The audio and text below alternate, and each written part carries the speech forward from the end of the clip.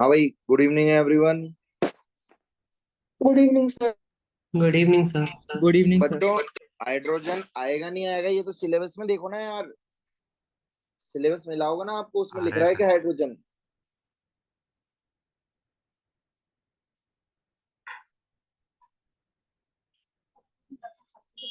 बिल्कुल है हाइड्रोजन। ठीक है, हाइड्रोजन है, आपके टेस्ट में आएगा।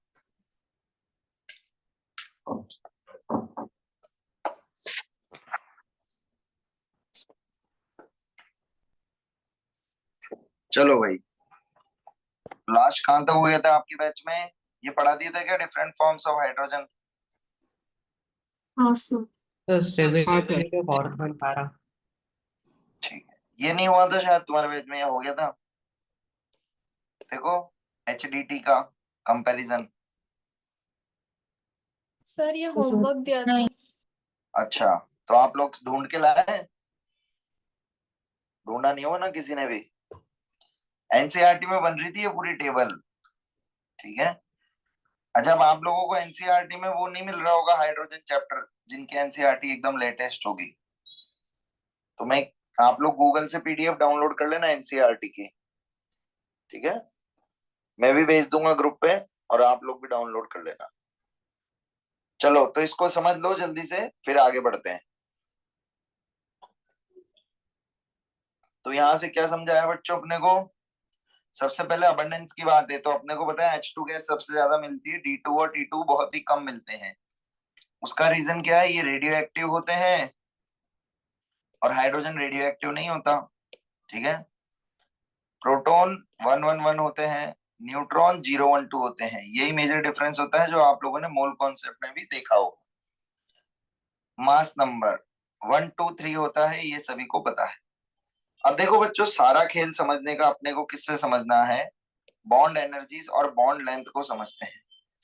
तो देखो, बॉन्ड एनर्जी क्या चीज है, इसको कैसे समझेंगे कि बॉन्ड एनर्जी का रिलेशन। तो देखो, इसको ऐसे समझते हैं बच्चों, D2H D T, ये तीन मॉलिक्यूल्स, तीन एटम्स है अपने पास। तो जब ये आपस में कंबाइन होते हैं तो अपने को क्या मिलता है? H2D2 और T2 मिलते हैं। तो देखो, T2 क्या है? एक भारी मॉलिक्यूल है। क्या है T2? एक हैवी है। तो बताओ, वाइब्रेशंस को कौन झेल लेगा? बताओ, वाइब्रेशंस अगर होते हैं जैसे एनवायरमेंटल फैक्टर से मान लो, तो उसको कौन इजीली बियर कर सकता है? H2 या T2?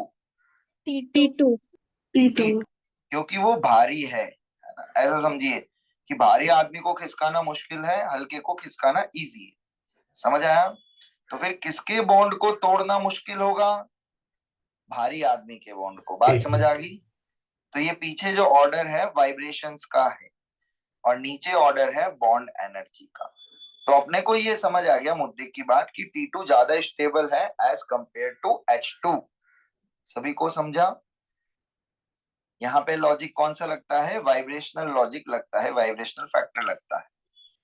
सर आपने बोला था T2 रेडियो एक्टिव है तो वो ज्यादा स्टेबल कैसे हो? Radio active in the sense बेटा, स्टेबल आप वैसे मत सोचो कि रेडियो एक्टिव रिएक्शन है। तो मैं किसको कंपेयर कर रहा हूँ? मैं बॉन्ड एनर्जी को कंपेयर कर रहा हूँ। ठीक है, वो जो आप सोच हाँ। रही हो वो तो एग्जिस्टेंस से सोच सकती हो कि रेडियो एक्टिव है तो जल्दी से टूट जाएगा, ऐसा। मतलब एग्जिस्टेंस उसकी कम रहेगी। समझे? रेडियो एक्टिव से आप ऐसे सोचिए। ओके। पर बात हो बॉन्ड रही, एनर्जी ज्यादा ही होगी। हाँ, बॉन्ड एनर्जी की बात हो रही है। बॉन्ड एनर्जी हम वाइब्रेशन से सोचेंगे। ठीक है समझ सर। गए? किसी के दो सिस्टम चल रहे हैं क्या? आवाज फिर से रिपीट। आप लोगों को भी डबल आ रही है क्या आवाज? हाँ सर। हाँ सर। भाई एक बंद करो, किसके दो दो चल रहे हैं, इतना मत पढ़ो। चलो, समझ गए सब सर। लोग? सर हाँ बोलो। मतलब वो जो T2 है वो स्टेबल है ना? यस। अरे ऐसा समझ भाई,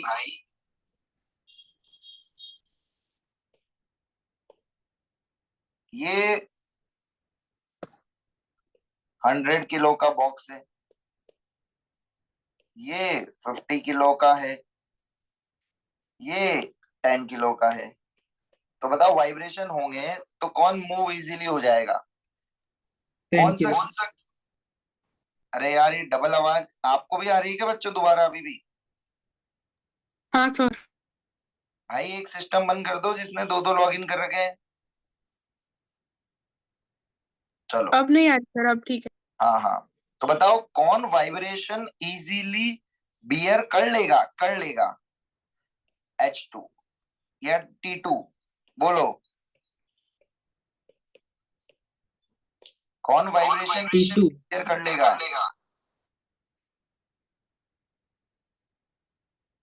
T2। T2 कर लेगा। सभी को बात समझ आई? तो T2 जब बियर कर लेगा मतलब वो स्टेबल हुआ। हम ऐसा बोल सकते हैं, हाँ या ना? बोलो। और जो सर अभी स्टेबल तक आपने होगा, कुछ लिखवाया है क्या? नहीं नहीं, सुनो सुनो बस, अभी उसकी बॉन्ड एनर्जी ज्यादा होगी। अब समझे बच्चों? हाँ सर। चलिए, ये टेबल पढ़ा रहा था भाई मैं, ये टेबल आपको समझा रहा हूँ। ठीक है? तो मॉलिक्यूलर मास ये तो नॉर्मल ऑर्डर है। हाँ, melting point, boiling point, enthalpy of vaporisation. अब ये सब उसी के ज्यादा होंगे जिसकी बॉन्ड एनर्जी ज्यादा होगी, जो ज्यादा स्टेबल होगा। All clear? हाँ सर। आप सर लोग को एंथैल्पी ऑफ वेपराइजेशन मतलब?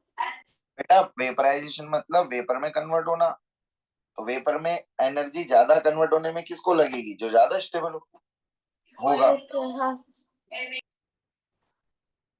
जिसका बॉइलिंग पॉइंट ज्यादा होगा, ऐसे समझ लो।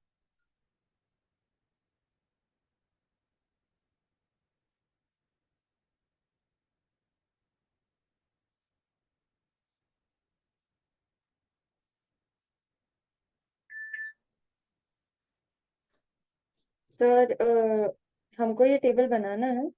हाँ जी हाँ जी, ये बनाना है, इससे डायरेक्ट क्वेश्चन आता है बच्चों।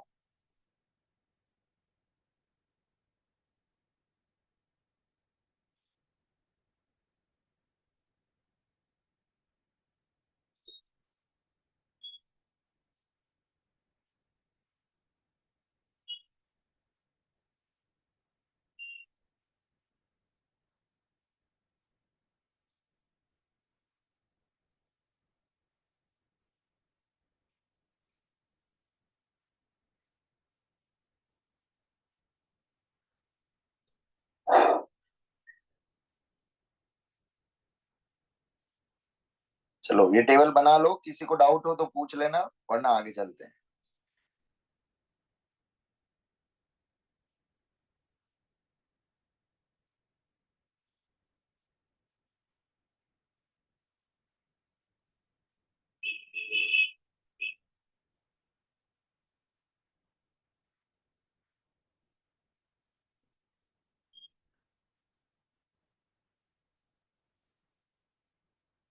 सर हाइड्रोजन के लिए आपके नोट्स पढ़ के हो जाएगा या लाइक क्वेश्चन भी सॉल्व करना है वो मॉड्यूल्स? क्वेश्चन बेटा कर रहे, एक्चुअली देखो ये थ्योरी है।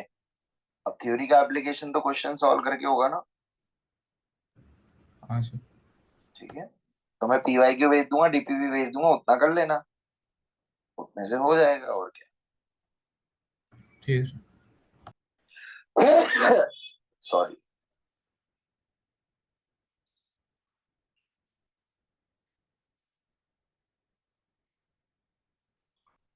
सर सर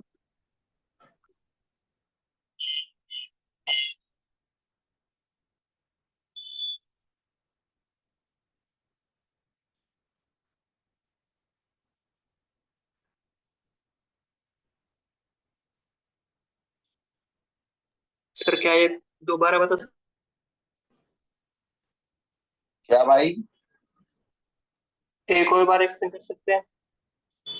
बेटा इसमें सब चीजें आपको पता है, जो चीज नहीं पता वो मैं एक्सप्लेन कर देता हूँ।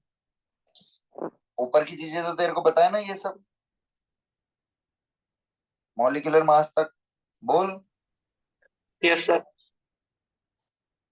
बॉन्ड एनर्जी, बॉन्ड एनर्जी का हमें कैसे सोचना है भाइयों, बताओ? वाइब्रेशन से। ऐसे समझ लो, थर्मल वाइब्रेशन से। तो थर्मल वाइब्रेशन को वो बियर करेगा जो हैवी होगा। अब हैवी कौन है एच डी टी में से? टी। तो टी ज्यादा स्टेबल होगा, जब टी स्टेबल होगा तो उसकी बॉन्ड एनर्जी ज्यादा होगी ब्रो। आप समझा? तो ये ऑर्डर लिख लीजिए मास का एच डी टी। तो बॉन्ड एनर्जी को हमने किससे सोचा? वाइब्रेशनल फैक्टर से सोचा है।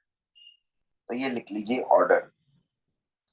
हाँ देखो बच्चों, यहाँ पर बॉन्ड लेंथ का ऑर्डर मैंने ये लिख के दिया है, बट एज पर एनसीईआरटी ये होता है। ठीक है, एज पर एनसीईआरटी ये होता है। एनसीईआरटी में इन दोनों की बॉन्ड लेंथ का data as it is given है और ये वैल्यू गिवन है। तो अगर कभी आपके सामने क्वेश्चन आ जाए तो सोच समझ के करना, एज पर एनसीईआरटी पूछा है या नॉर्मल पूछा है। आई मीन टू से इक्वल वैल्यू गिवन है या नहीं है। इक्वल गिवन है तो इक्वल सेलेक्ट करेंगे, अगर ग्रेटर देन लेस देन है तो नॉर्मल सेलेक्ट करेंगे। ठीक है। ठीक है सर। चलो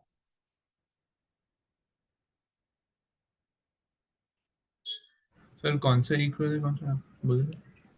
क्या? आपने भी बोला ना कि कौन सा इक्वल यानी तो ग्रेटर देन इक्वल टू। अरे बेटा, क्वेश्चन में जैसे गिवन होगा उसके हिसाब से आंसर करना है, मैं ये कह रहा था। अगर इक्वल गिवन है तो इक्वल वाला ऑप्शन सेलेक्ट करना। समझा? ठीक है।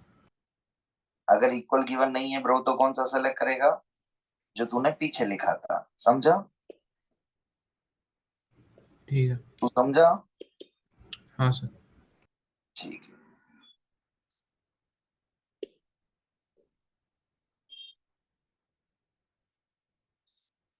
चलो बच्चों, चले आगे। लिखा सबने? एक मिनट। लिख दीजिए।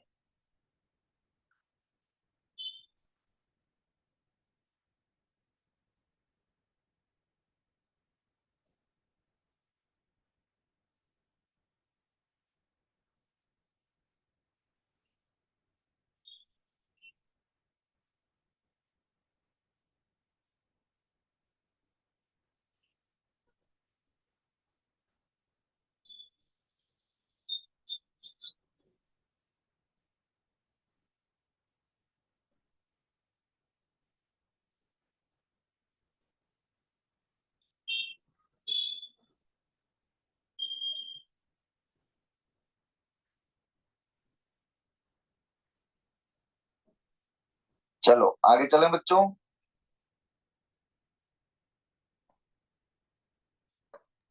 हाँ सर। चलो नहीं सर, एक second, bond energy.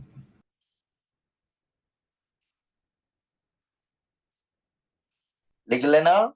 Heavy substance thermal vibrations को बियर कर लेता है।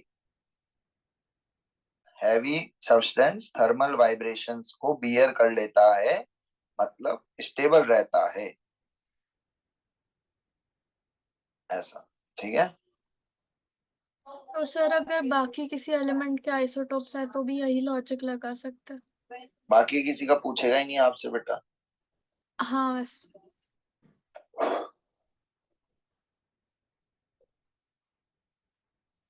क्योंकि बाकी सबके आइसोटोप्स जो होंगे ना उनमें ऐसे बॉन्ड बनेंगे, डिफरेंस नहीं होता मतलब उनमें। ठीक है इतना। ठीक है सर। चलो, अब बात होती है बच्चों इन आइसोटोप्स की chemical properties, rate of reaction और फिजिकल प्रॉपर्टीज की। तो देखो बच्चों, केमिकल प्रॉपर्टीज जो होती है वो डिपेंड करती है आउट इलेक्ट्रॉनिक कॉन्फ़िगरेशन पे, आउटर मोस्ट शेल का। तो यहाँ पर तीनों का ही इलेक्ट्रॉनिक कॉन्फ़िगरेशन सेम है, तो सबकी केमिकल प्रॉपर्टीज सेम होगी। फिजिकल प्रॉपर्टीज डिपेंड करती है बच्चों मॉलिक्यूलर मास पे। तो बताओ, मॉलिक्यूलर मास तीनों का सेम है अलग है? अलग है। अलग है। अब मॉलिक्यूलर मास अलग है बच्चों, तो फिजिकल प्रॉपर्टीज अलग ही होगी। All clear? अब अगेन रेट ऑफ रिएक्शन, वो रिएक्शन जल्दी करेगा जिसका बॉन्ड जल्दी टूटेगा। बॉन्ड जल्दी किसका टूटेगा? H2 का। H2। क्लियर है?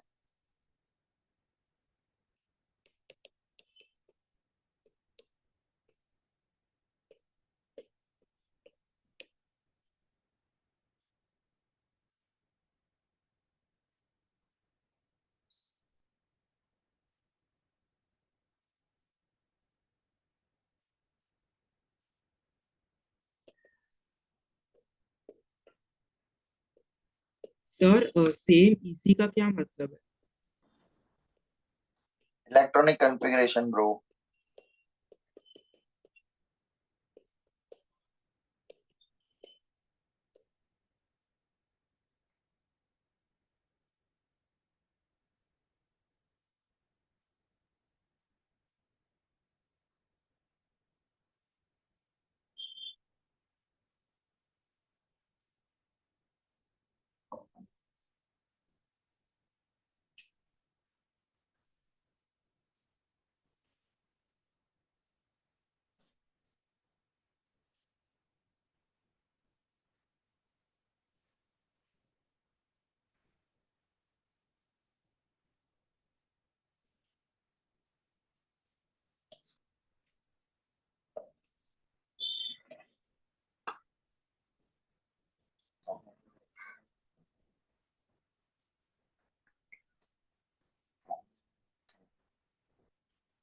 चलो हो गया डन।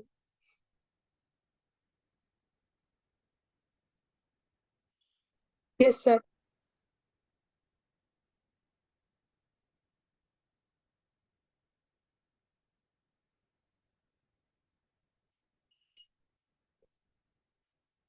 जोधा भाई हो गया। सर ऑलमोस्ट, वो वेरी मच डिफरेंट है।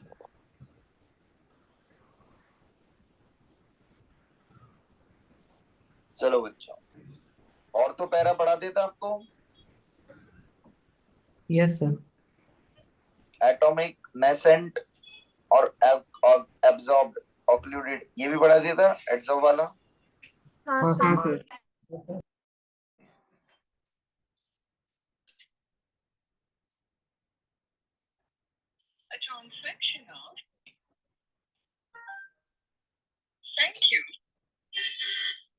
चलो और तो पैरा पढ़ा दिया था।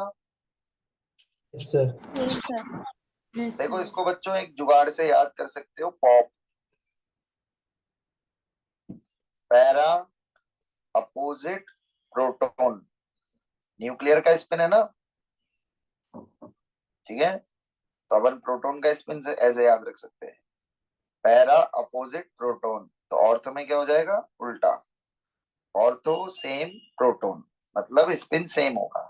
तो देखो बच्चों क्या होता है यहाँ पर, सेम डायरेक्शन होने की वजह से रिपल्शन होता है, नेट स्पिन जीरो नहीं होता।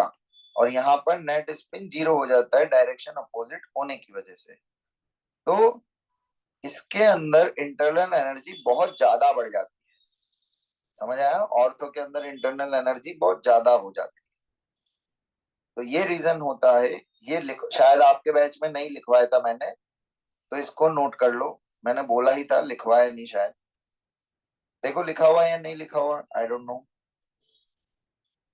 लिख लिया सर। लिखा हुआ है, ठीक है। अच्छा ये लिखवा दिया होगा, है ना। सर वो रेपल्शन का नहीं लिखा था। हाँ हाँ,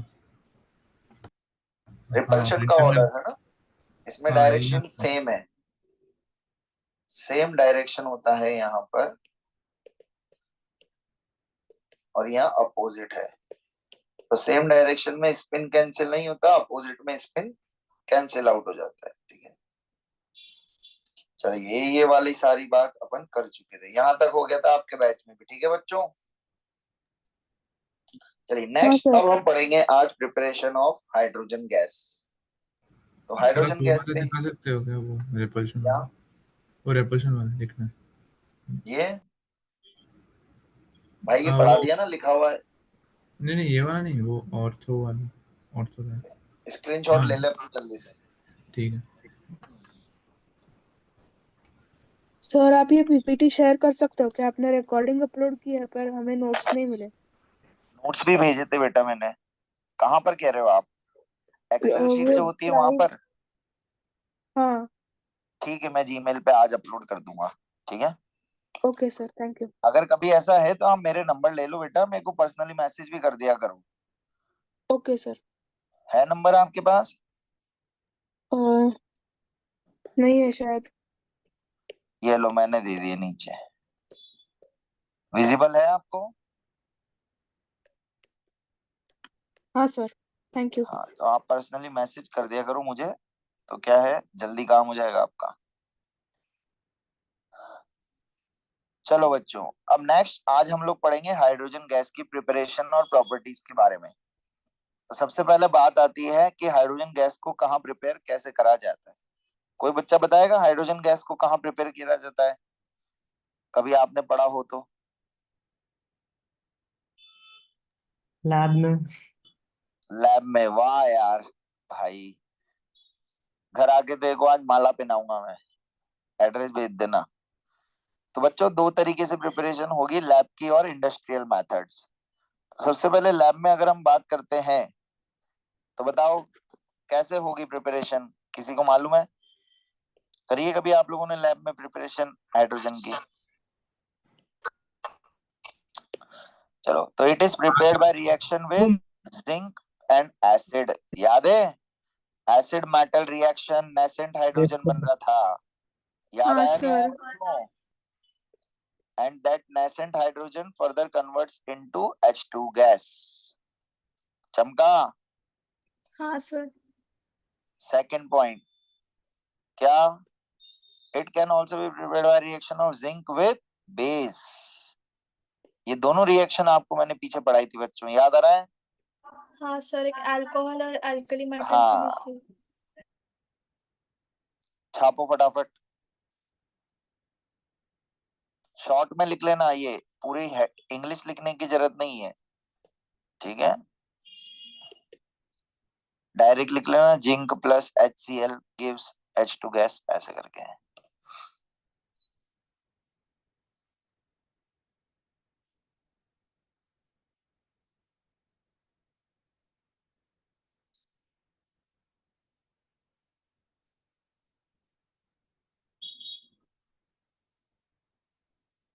ऐसे बच्चों एल्यूमिनियम के साथ भी ये डिसॉल्व हो जाता है, तो aluminium plus NaOH can also gives you aluminate sodium, aluminate plus H2 gas. तो NaOH में ये सब डिसॉल्व हो जाते हैं मेटल और हमें हाइड्रोजन गैस दे देते हैं।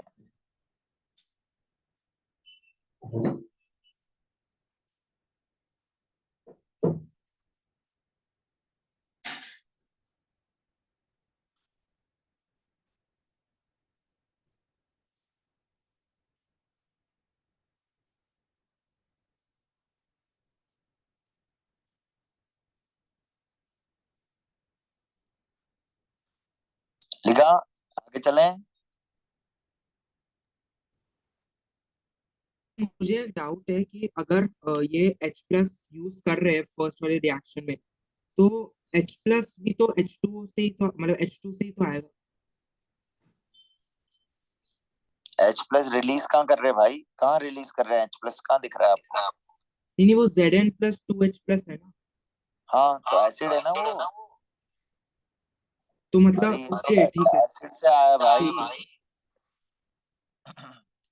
है। H+ और H में अंतर होता है बेटा, समझा? H+ तो हाँ 0 सर। इलेक्ट्रॉन है और H में 1 इलेक्ट्रॉन है, तो अलग हुए या सेम हुए?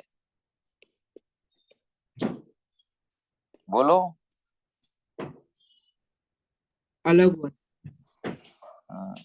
तो H+ जहाँ लिखा है बेटा, मतलब वो एसिड के साथ रिएक्शन है। तो हाँ, बेसिकली हाँ, देखो कुछ नहीं होता, जिंक का क्या हुआ? ऑक्सीडेशन। और हाइड्रोजन का क्या हुआ? रिडक्शन। समझे नहीं रिडक्शन। समझे? तो बेसिकली ये रेडॉक्स रिएक्शन टाइप हो गई, इसका ऑक्सीडेशन, इसका रिडक्शन।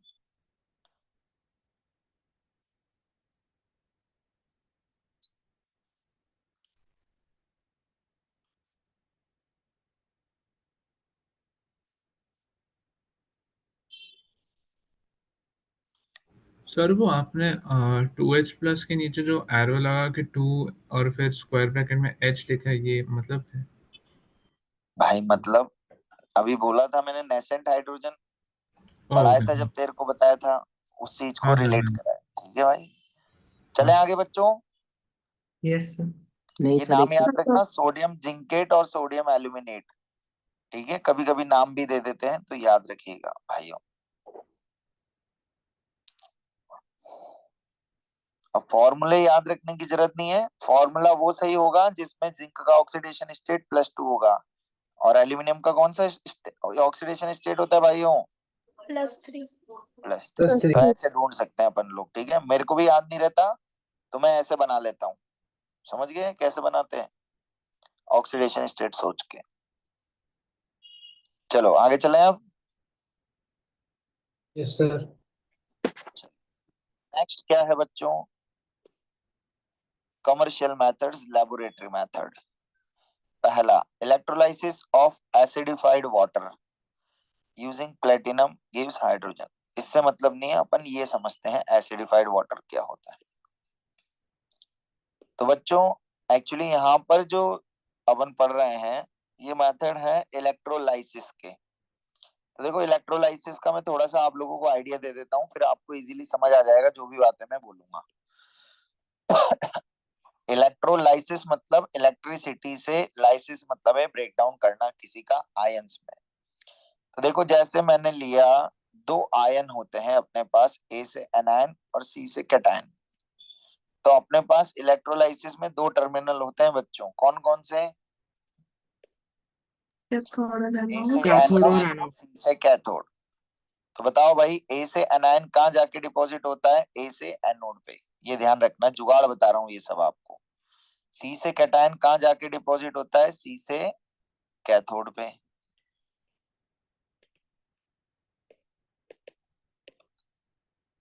ए से एनोड पे हमेशा होता है ऑक्सीडेशन बच्चों, और कैथोड पे हमेशा होता है रिडक्शन। ये इलेक्ट्रोलाइसिस का बेसिक प्रिंसिपल है। सभी को बात समझ आई? हो सकता है कभी आपके सॉल्यूशन में मल्टीपल एनायन हो तो वो रेस जीतेगा, वो जाके डिपॉजिट होता है। क्या होता है यहाँ? डिस्चार्ज या डिपॉजिट वर्ड यूज करा जाता है, ठीक है। वो जाके डिपॉजिट होता है जिसका टेंडेंसी ऑफ डिपोजिशन ज्यादा होती है। अब डिपोजिशन होने की टेंडेंसी बच्चों, ये जो मैं वर्ड बोल रहा हूँ ये पता लगता है एक्चुअली इलेक्ट्रोकेमिकल सीरीज से। तो ये पूरा टॉपिक आपको डिटेल में क्लास 12th में इलेक्ट्रोकेमिस्ट्री चैप्टर में पढ़ा जाएगा। पर अभी अपने को हिंट के तौर पे क्या याद रखना है? ए से एनायन ए से एनोड पे जाएगा, सॉरी यहाँ गलत लिख दिया। ए से एनायन ए से एनोड पे जाएगा, सी से कैटायन कैथोड पे जाके डिपॉजिट होगा। अभी इतना सा याद रखना है आपको। चलें वापस पीछे। हाँ सर। चलो हाँ सर। अब देखो यहाँ पर अपने पास है H2O। तो बताओ कितने आयन मिलेंगे यहाँ पर?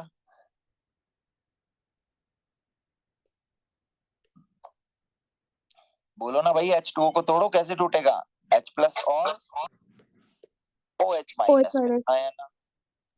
तो H+ से कौन सी गैस बनी? H2। OH- से कौन सी बनी? O2। सभी को बात समझ आ गई? नेक्स्ट, ये बेस्ट मेथड होता है बच्चों कितना परसेंट हाइड्रोजन बनाने का?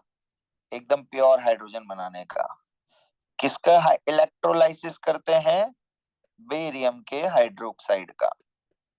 बेरियम के हाइड्रोक्साइड से बच्चों maximum pure amount of H2 gas हमें मिलती है। चलिए इतना लिख लीजिए, इंग्लिश लिखने की ज्यादा जरूरत नहीं है, शॉर्ट नोट्स बनाइए एकदम, जिससे अपन जब नेक्स्ट टाइम पढ़ो आप लोग तो आपको फटाफट से क्लिक हो जाए सब चीजें। सर OH से O2 कैसे बना? क्या OH से O2 कैसे बना? OH-। बेटा ये रिएक्शन मैंने बोला ना अभी, आपको दिमाग नहीं लगाना। ओके ठीक है सर। ये आप कहाँ पढ़ोगे? इलेक्ट्रोकेमिकल केमिस्ट्री में, तो वहां देखो सर रिएक्शन बता देंगे पूरी, तो ठीक सर है। लिखना है ये। हाँ हाँ ये तो लिखनी है ना रिएक्शंस, बस इतना ही पूछा जाएगा आपसे एग्जाम में। क्या ये प्रिपरेशन का तरीका है? यस, याद रखना बस। सर सिर्फ बेरियम से ही क्यों हमें प्योर हाइड्रोजन मिलता है? ग्रुप 2 से भी मिल सकता है पूरे। बेटा साइंटिस्ट ने रिसर्च तो सब में करी होगी, समझे? हाँ अब ऐसा थोड़ी कि डायरेक्ट बेरियम से ही करके देखा। आप समझे मैं क्या कहना चाह रहा हूँ? तो सर। आप वो चीज पढ़ रहे हो जिसमें हाईएस्ट प्योरिटी मिली, समझे? हाँ सर, मतलब पीरियोडिक टेबल देख के नहीं पता लगा सकते नहीं हैं। नहीं नहीं नहीं, ऐसे आपको कुछ नहीं बताना, ये एक्सपेरिमेंटल तरीका है बेटा, लिखा तो है। अब मैं बोलूंगा आपको पिज्जा खाना है, तो आपके दिमाग में सबसे पहले कौन सा आउटलेट आएगा? डोमिनोज। क्यों? पिज्जा हट भी तो एक्सपेरिमेंटल है, है। हाँ। पिज्जा हट भी तो है, लापिनोज भी तो है, ऐसा ही क्यों? समझ गए ना आप? हाँ सर। ऐसा। तो ये कमर्शियल मेथड्स है बेटा, जो इंडस्ट्रीज में यूज करे जाते हैं आज के टाइम पे, और इंडस्ट्रीज में कॉस्ट एफिशिएंट चीजें ही यूज करी जाती है, जिसमें आउटपुट ज्यादा है, कमाया जाए पैसा। सर, हाँ जी। अगर इसमें हाई प्योरिटी वाला जनरेट हो रहा है तो फिर इसको लैबोरेटरी में क्यों नहीं यूज करते? भाई लैब में नहीं कर सकते। अब मुझे एक चीज बता, जिस चीज में सुई से काम है वहां तू तलवार यूज करेगा क्या, ये बता। नहीं। समझा फिर?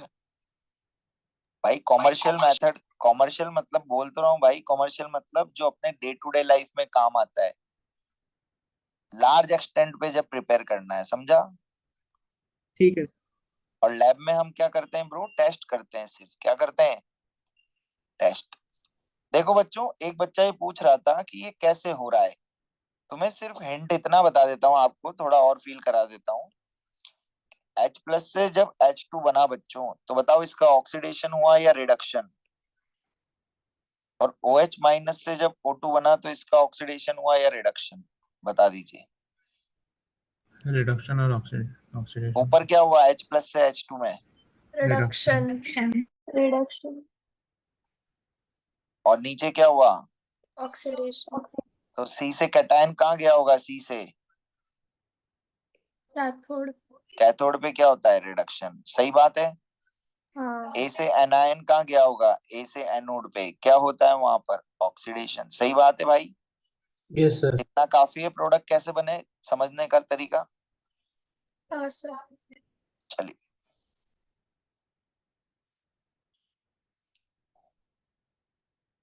चलो आगे चलें बच्चों।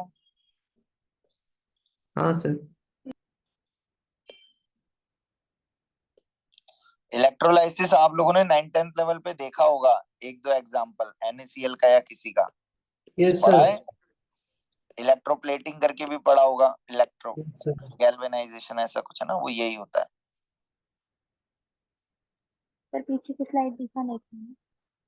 ये वाली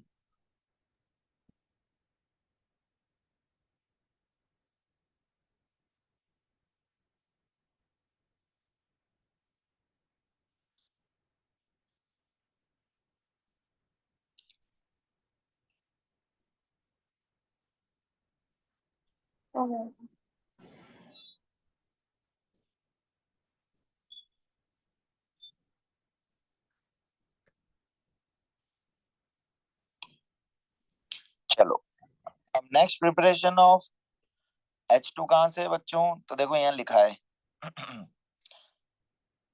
it is obtained as by product of electrolysis of brine solution. Next किसका इलेक्ट्रोलाइसिस करा?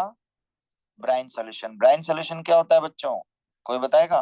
Sir cold concentrated solution of NaCl। Concentrated solution. अरे कुछ नहीं, एक्वस NaCl बस। एक्वस NaCl क्या होता है बच्चों? Brine solution. समझ गए?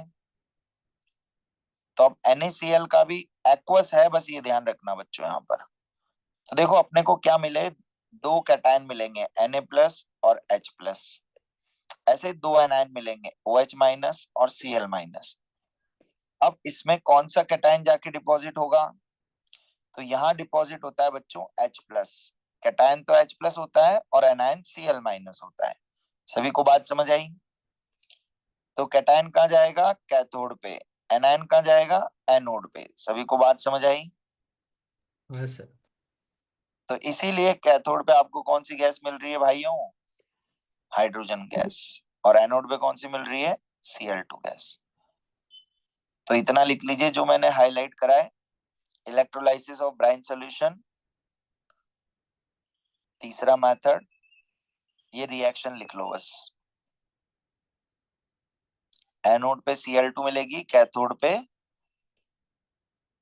हाइड्रोजन गैस, दैट्स इट, इतना बहुत है।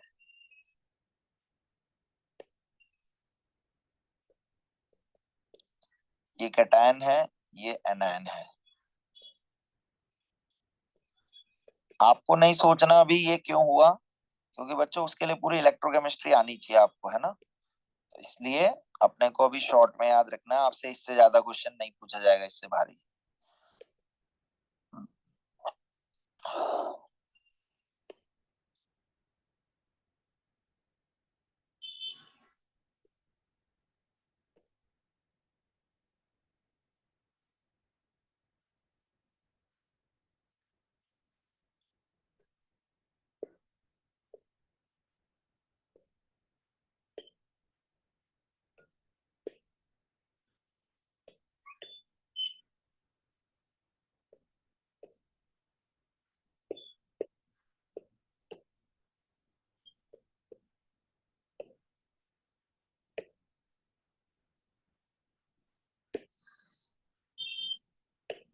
लिख लिया, चले आगे।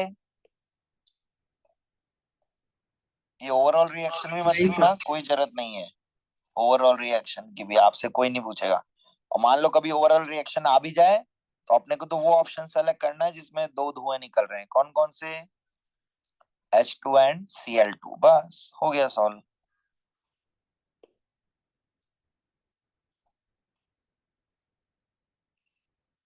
जो मैंने हाईलाइट करा है उतना ही लिखना। तो देखो 3 तरीके हो गए अपने पास हाइड्रोजन की प्रिपरेशन के, पीछे से 2 तरीके तो इलेक्ट्रोलाइसिस ही है और ये तीसरा भी इलेक्ट्रोलाइसिस।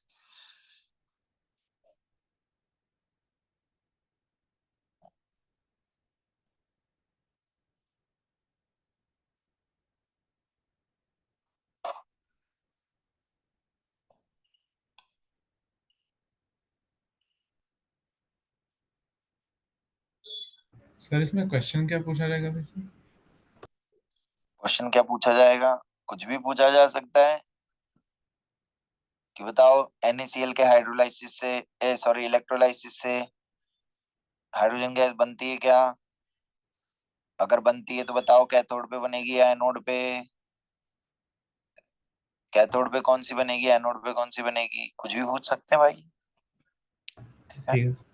मैं आप लोगों को PYQs भी शेयर कर दूंगा, आप PYQ भी सॉल्व कर लेना और DPP भी कर लेना, बस इतना बहुत है, इससे ज्यादा करने की जरूरत नहीं है। हाइड्रोजन आपको NCERT लेवल पे ही पढ़ना है, एडवांस पॉइंट ऑफ व्यू से। मॉड्यूल नहीं करना। मॉड्यूल करना है पर पहले DPP PYQ के बाद अगर आपके पास टाइम बचे तो करना है भाई, ठीक है। ठीक है सर। और अगर आप चाहते हो सर मैं तो पहले मॉड्यूल करूंगा तो बिल्कुल आप करिए, मैं मना नहीं करूंगा, ठीक है। सर और लेकिन टीपीपी और पीवाईक्यू से काम हो जाएगा ना? हो जाएगा बिल्कुल भाई।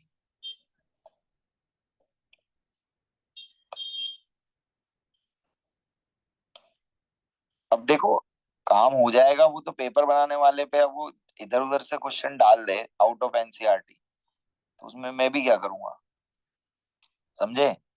बेसिक क्वेश्चन डालेगा जो अपन पढ़ रहे हैं तो उसमें से तो हो ही जाएगा जो NCERT लेवल पे है, ठीक है।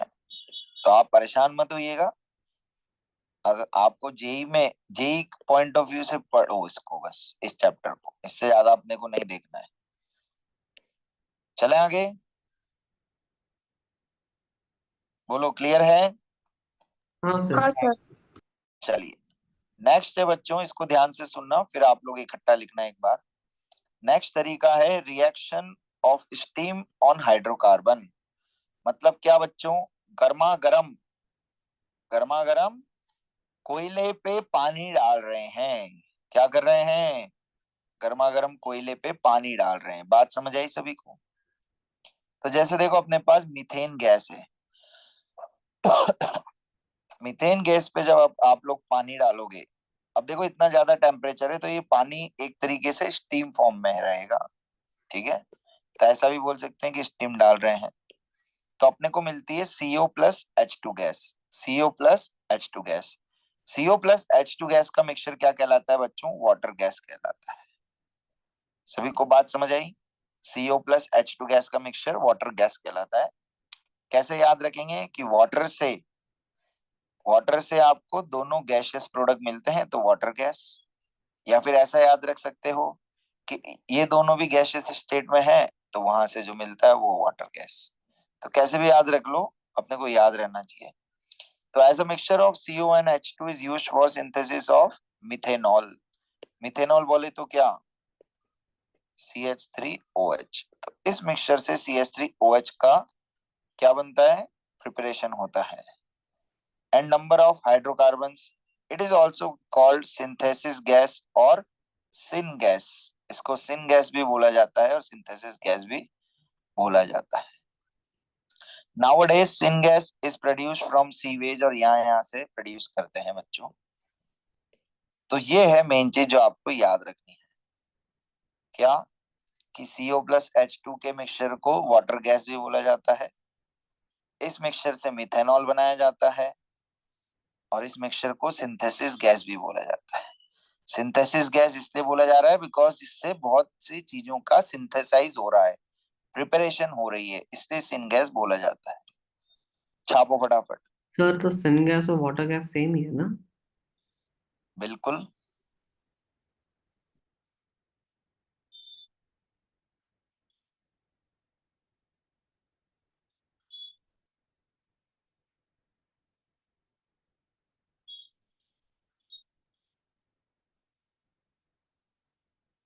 सर यहाँ पे निकल कैटलिस्ट एड्सॉर्प्शन के लिए यूज होता है ना?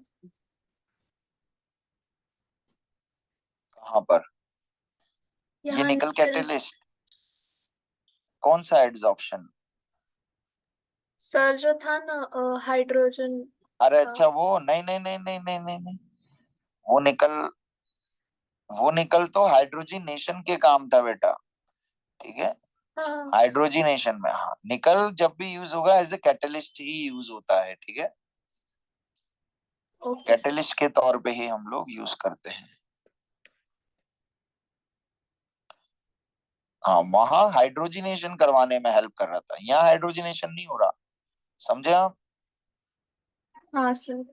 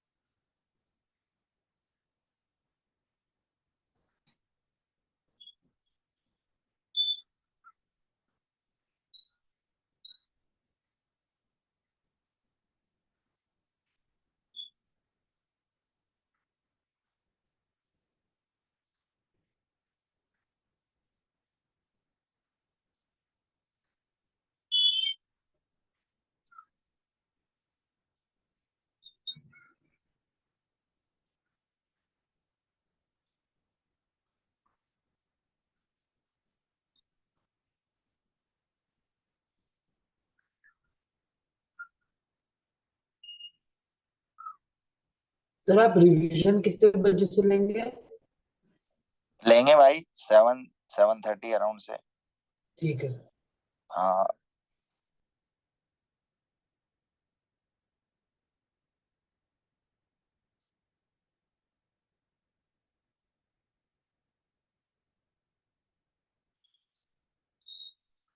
चलो लिखा सबने?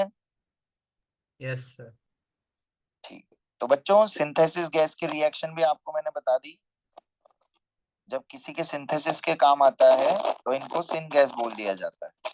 ठीक है, यहाँ पर भी एक कैटलिस्ट यूज होता है, कोबाल्ट एज ए कैटलिस्ट। तो लिख लीजिएगा सभी लोग, याद रखिएगा, कोबाल्ट कैटलिस्ट के प्रेजेंस में ये रिएक्शन होती है एट हाई टेम्परेचर। कुछ ना कुछ टेम्परेचर होता है।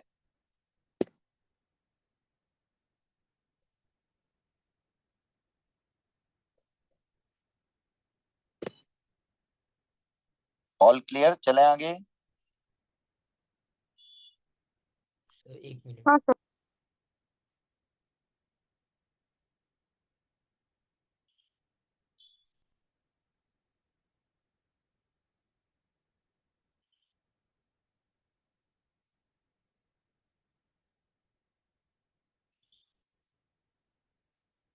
ये वाली रिएक्शन देखो, आप लोगों को लिखनी हो तो लिख सकते थे, पर इसका कोई यूज नहीं है।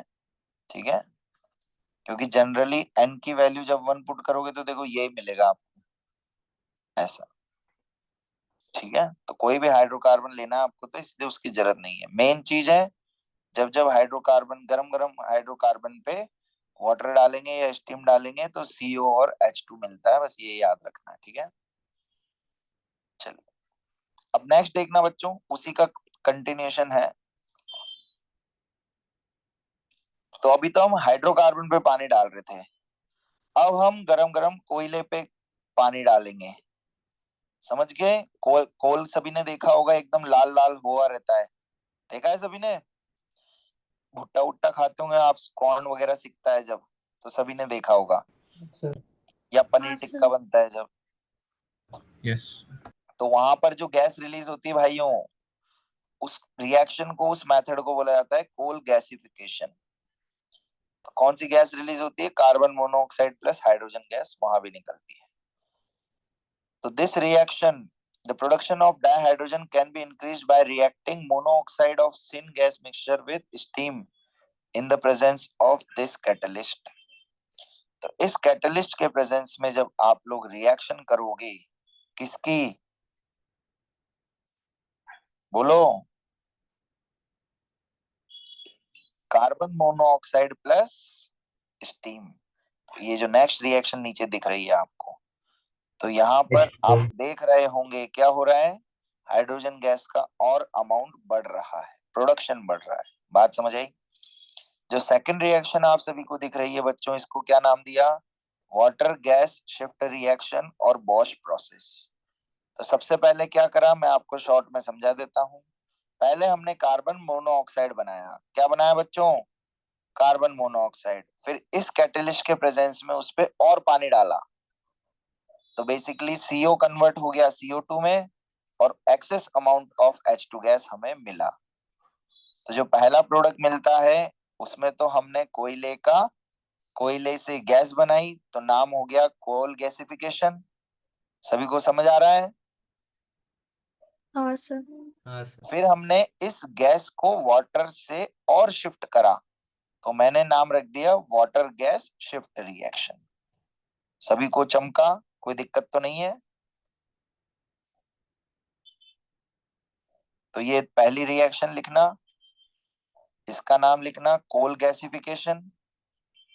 फिर वहां हाईलाइट करना, इस CO को सेकंड स्टेप में और वाटर डाला स्टीम पे, in presence of this catalyst, तो और H2 गैस मिला और CO2 कन्वर्ट हो गया, उसको वाटर गैस शिफ्ट रिएक्शन बोलते हैं। यहाँ पर आप लोग कोयला भी लिख लेना, कोल, ऐसा लिख लेना, कोल पे गर्म पानी, तो आपको याद रहेगा। मैं जो बातें बोल रहा हूँ वो चमक जाएगा आपको जब आप पढ़ोगे तो। गरम मतलब भयंकर गरम, ध्यान रखना 1270 केल्विन है, बहुत भारी टेम्परेचर है।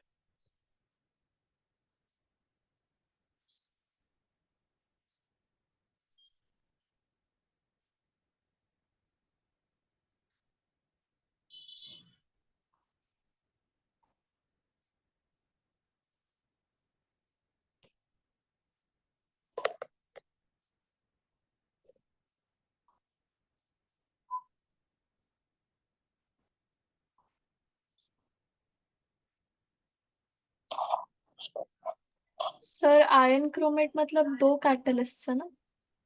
यस, आयरन का ऑक्साइड और क्रोमियम का ऑक्साइड।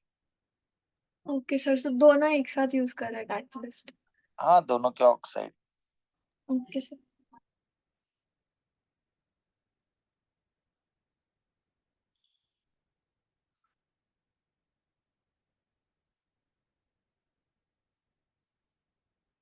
तो बेसिकली वो FeCrO4 ही बन जाएगा जो आप कह रहे हो ना, आयरन क्रोमेट, ऐसा। हाँ सर।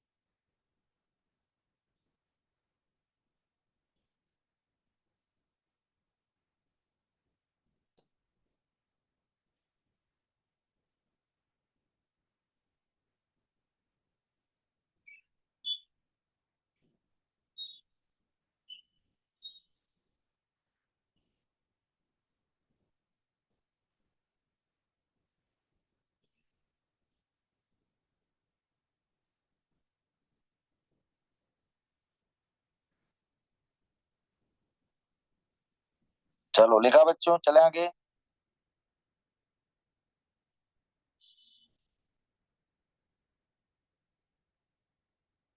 हाँ सर।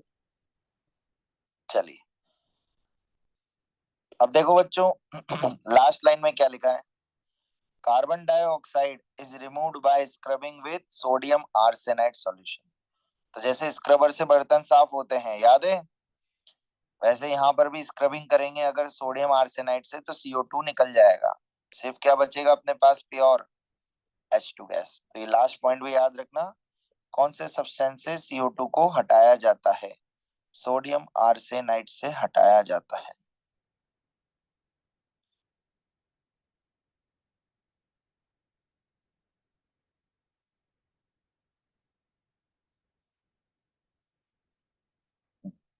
जैसे पहले सोडियम जिंकेट और वो फॉर्मूला था,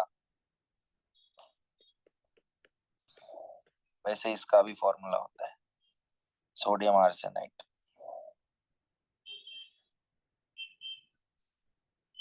तो सभी को चमक गया क्या क्या प्रिपरेशन के तरीके हो गए हाइड्रोजन के? पहले लैब मेथड थे, फिर हमने कॉमर्शियल मेथड पढ़े, उसमें तीनों इलेक्ट्रोलाइसिस थे, और चौथा वाला ये रहा अपने पास, हाइड्रोकार्बन पे स्टीम डाल के या कोयले पे पानी डाल के। चलो, ऑल क्लियर? सभी को समझ आ गया ना? हाँ हाँ सर। सर। याद रह जाएगा? भरोसा नहीं है सर। भरोसा रखो खुद पे, हो जाएगा। चलो एक शॉर्ट में बनवा देता हूँ, शॉर्ट में लिख लो, या खुद से लिखना, प्रिपरेशन ऑफ H2। बस एक एक लाइन में लिख लेना, नाम लिख लेना, जिससे आपको याद रह जाएगा बस कि हाँ हाँ ये तरीके हैं जिनसे H2 बनाया जा सकता है। हो सकता है इंटीजर टाइप में पूछ लिया जाए बच्चों आपसे कि इसमें से कौन सा मेथड सही है H2 गैस बनाने का, ऐसा। चलो आगे चलते हैं। Next, physical properties.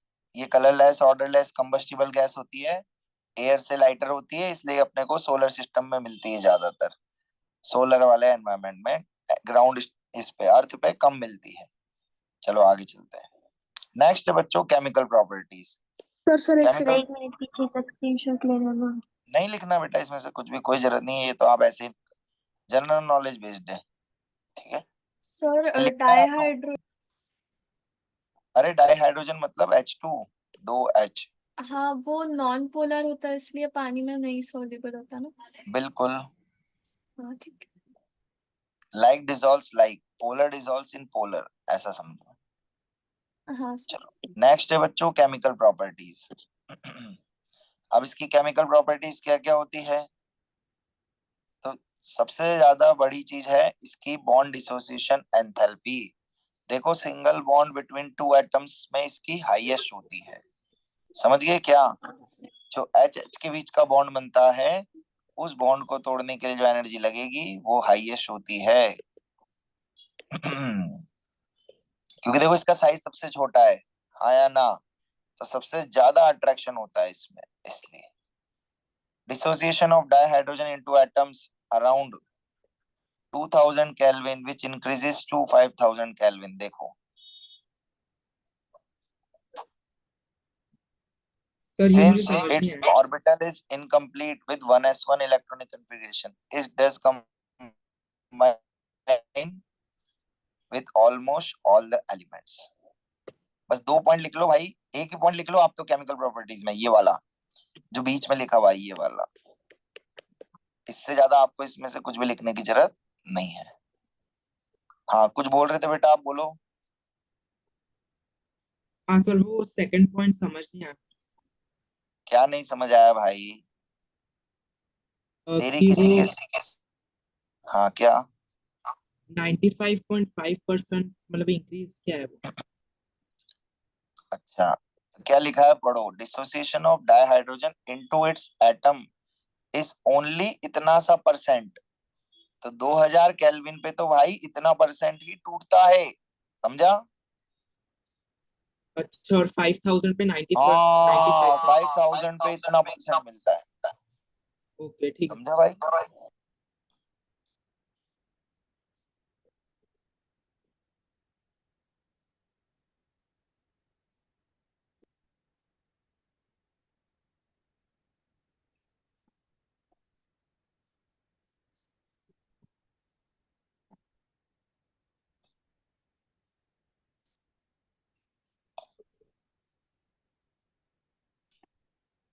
चले आगे बच्चों, लिख लिया? ये आपसे कोई सर नहीं एक पूछेगा ये सेकंड। डेटा, ठीक है? बस एक ही लाइन लिख लो, ये याद रखना इसकी बॉन्ड एनर्जी सबसे ज्यादा होती है।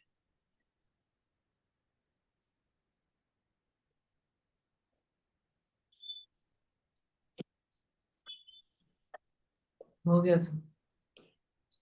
चलिए सर एक सेकंड, सर एक सेकंड।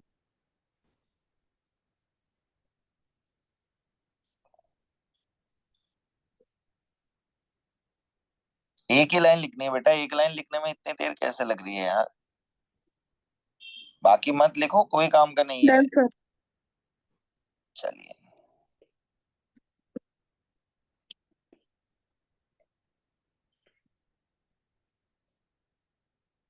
चलो बच्चों बताओ हाइड्रोजन एटम रिएक्शन कैसे कर सकता है? तो वो बता रखा है बच्चों, क्या? Loss of only one electron to give H plus, मतलब हाइड्रोजन ने अपना ऑक्सीडेशन करा। Gain of electron H minus, मतलब उसने अपना रिडक्शन करा। और लास्ट में शेयरिंग ऑफ इलेक्ट्रॉन जिसमें कोवेलेंट बॉन्ड बनेगा। यही 3 पॉसिबिलिटी है, हाँ या ना? हाँ सर। हाँ चलो इनको यूज करके अब बॉन्ड बनाने सिखाता हूँ आपको, किस किस के साथ कैसे बॉन्ड बनाता है। लिखना है ये, हाँ सर एक सेकंड। या मैं पर्टिकुलर रिएक्शन में बता दूं? चलो लिख लो फटाफट।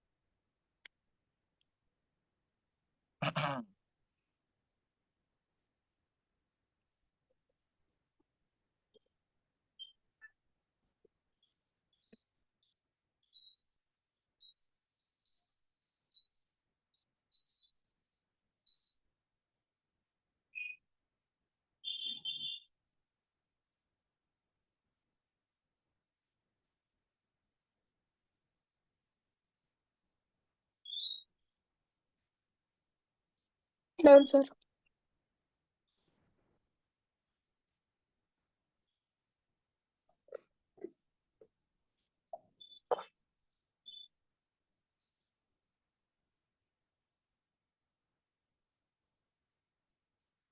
चलो अब देखो बच्चों, क्या रिएक्शन हो रही है? सबसे पहली हैलोजन के साथ HX बनाता है, O2 के साथ H2O बनाता है, डाइनाइट्रोजन के साथ NH3 बनाता है, मेटल्स के साथ मेटल का हाइड्राइड बना रहा है। सभी को बात समझ आ रही है? मेटल के आयन के साथ, मेटल के आयन के साथ क्या करता है? कौन सी रिएक्शन? तो देखो मेटल का क्या कर रहा है ये? रिडक्शन। रिडक्शन। क्या कर रहा है? रिडक्शन। और खुद का क्या कर रहा है? Oxidation. Reaction with organic compounds, organic compounds के साथ बच्चों हाइड्रोजनेशन रिएक्शन आप सभी ने पढ़ी होगी। पढ़ी है? तेल से घी बनाना, वनस्पति घी वाली, याद है? और एक और रिएक्शन होती है बच्चों हाइड्रोफॉर्माइलेशन, ये आप लोगों के लिए थोड़ी सी नहीं है, इसके बारे में मैं बाद में बात करूंगा। सभी को बात समझ आई इतनी रिएक्शंस? अब देखो इतनी रामायण लिखने से अच्छा मैं आपको एक फ्लो चार्ट बनवा देता हूँ जिससे अपने को इजी रहेगा याद करना। बोलो, बनवा दूं फ्लो चार्ट सारी रिएक्शंस एक साथ? हाँ सर। हाँ सर। Yes sir. है ना? समझ तो सबको आई गया? अभी एक बार इंग्लिश भी रीड कर दूंगा जो लिखी हुई है, उससे पहले आप लोग फ्लो चार्ट बना लो मेरे साथ, ठीक है? चलिए, बीच में लिखेंगे हम H2 को,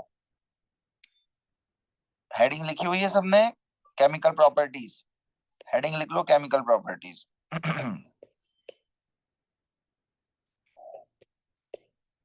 तो बताओ सबसे पहली रिएक्शन किसके साथ करी थी हमने?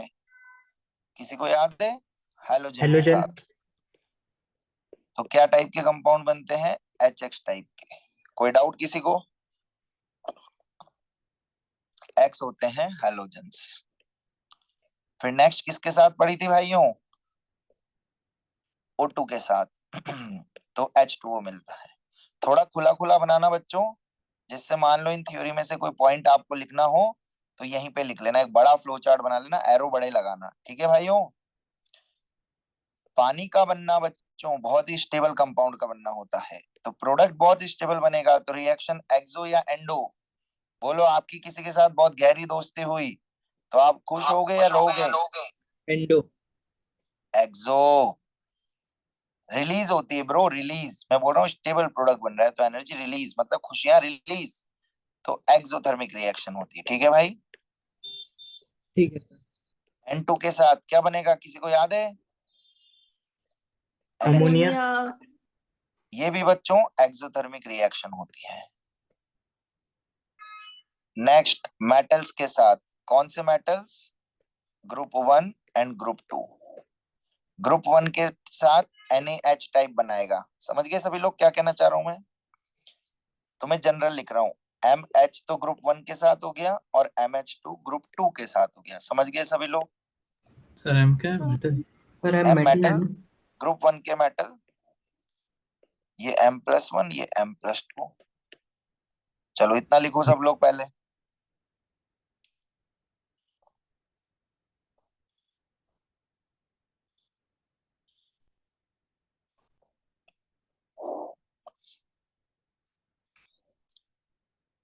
ये फ्लो चार्ट से आप लोगों का क्विक रिवीजन हो जाएगा सबका, तो अपने को रामायण पढ़ने से बच गया अपन।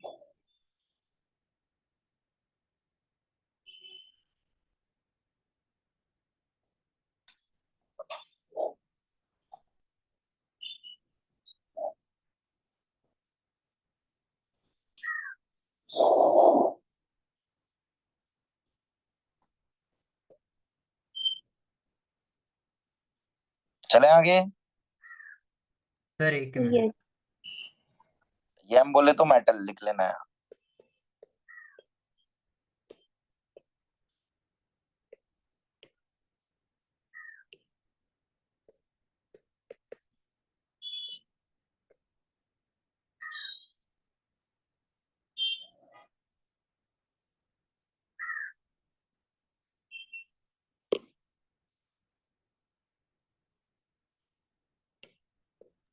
हो गया डन सर। तो देखो बच्चों, इसके साथ में रीड भी कर लेते हैं इतनी रिएक्शन तो इजी लगेगा। एक सेकंड दिखा हैलोजन के सकते हो साथ, पीछे वाला? सर आप दिखा।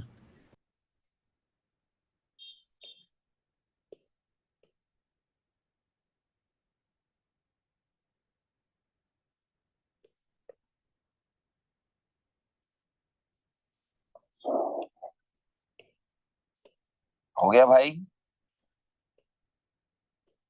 हाँ सर।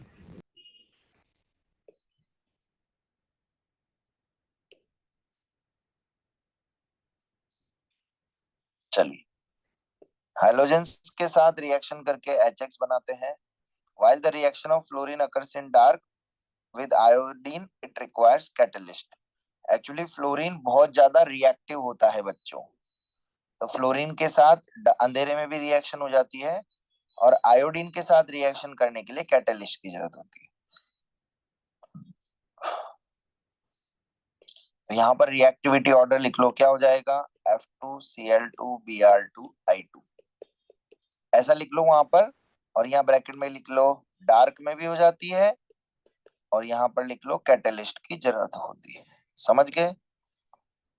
चलिए नेक्स्ट, पानी का बनना हाईली एक्सोथर्मिक. देखो बच्चों कितनी एनर्जी है, -300 किलो जूल. डेटा नहीं याद रखना है, वो डेटा सिर्फ आपको ये फील कराने के लिए है कि रिएक्शन इज हाईली एक्सोथर्मिक. करें नेक्स्ट पेज. सर ये लिखना नहीं है?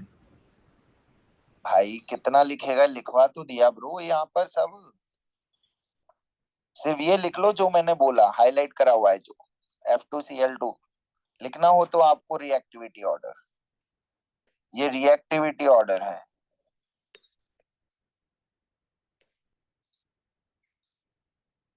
चलो नेक्स्ट,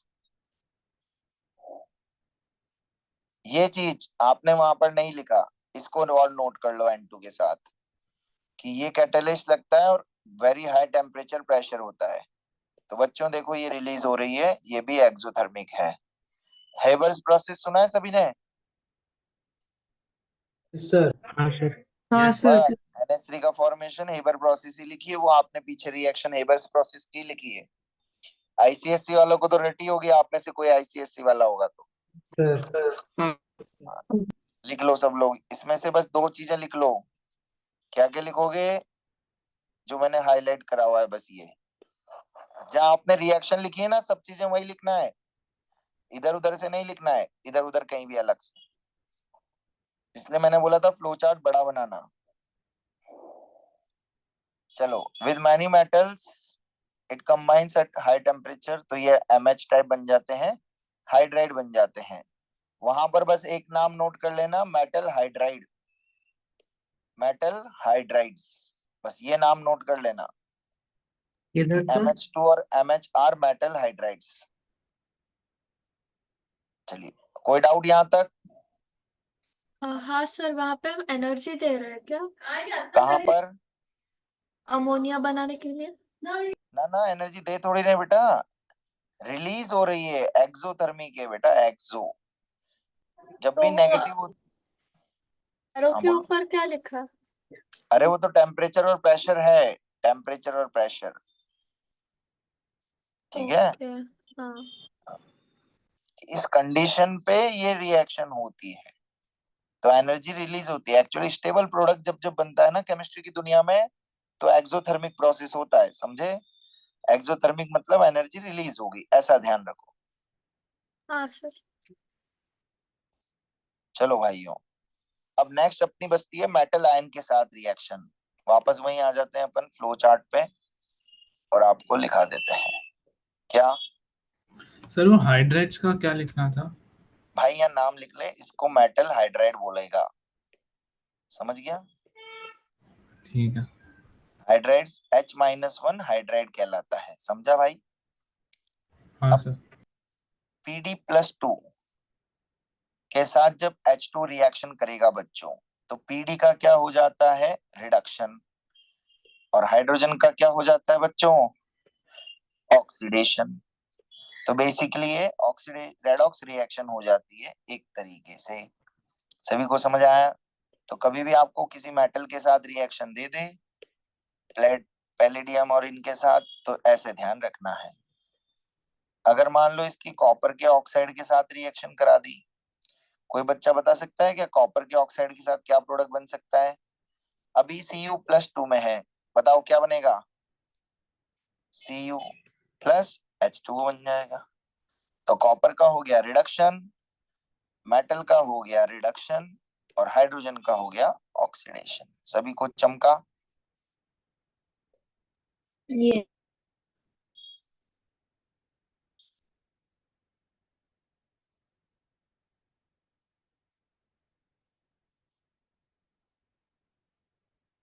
चले आगे बच्चों।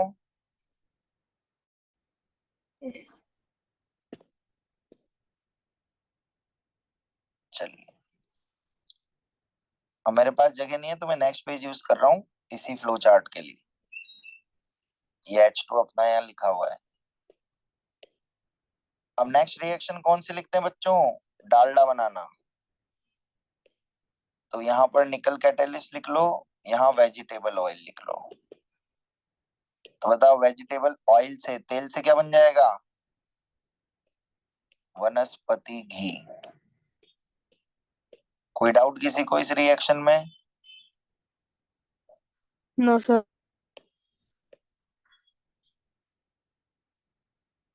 सर घी मतलब क्या भाई? तुप। आवाज कट रही है, क्या बोल रहे हो आप लोग? वो पूछ रहा है घी मतलब। घी मतलब? अबे तो आदमी है क्या है भाई, घी नहीं खाता? तेरे को घी नहीं पता? तेल और घी पता है तुझे? हाँ सर, मतलब उसमें वो बना क्या रहा है actually? और बना क्या रहा है भाई? पतंजलि का घी सुना है तूने? नहीं मतलब उसको क्या मतलब है क्या अरे वो वही बता इंग्लिश रहा में हूँ, क्या? सुन तो ले भाई, सुन ले। घी दो तरीके से मैन्युफैक्चर होता है। एक मक्खन से। किससे होता है? मक्खन से। मक्खन से। और एक बनता है तेल से। किससे बन रहा है भाई? तेल से। तो मक्खन वाला महंगा होता है, क्या होता है? और तेल वाला सस्ता होता है, क्या होता है? तो बता, दुनिया में लोग क्या करेंगे? मार्केट वाले सस्ता खिलाएंगे तेरे को या महंगा? बता। सस्ता। अब समझा सस्ता कैसे बनेगा? तेल से घी निकलता है भाई, समझा? थोड़ा सा घर में किचन में जाया करो तो तुम्हें पता रहे कि तुम खा क्या रहे हो और बन कैसे रहा है। चलो आगे चलूं? चलिए, ये रिएक्शन हो गई बच्चों अपनी, यही वाली, ठीक है। Next, hydrogenation of vegetable oil in presence of निकल, ये आपको बता दिया। अब लास्ट रिएक्शन बच्चों ये बचती है वहां पर अपने पास। तो आप लोग ये दोनों रिएक्शंस को वहां पर नोट कर लो, फिर मैं आपको समझाता हूँ कैसे डील करना है। या पहले समझाऊं?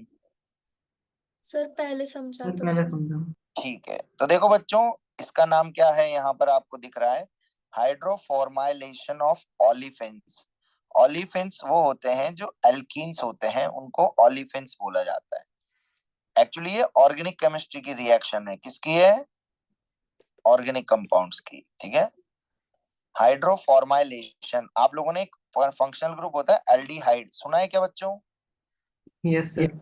एल्डिहाइड तो सभी ने सुना है। हाँ सर।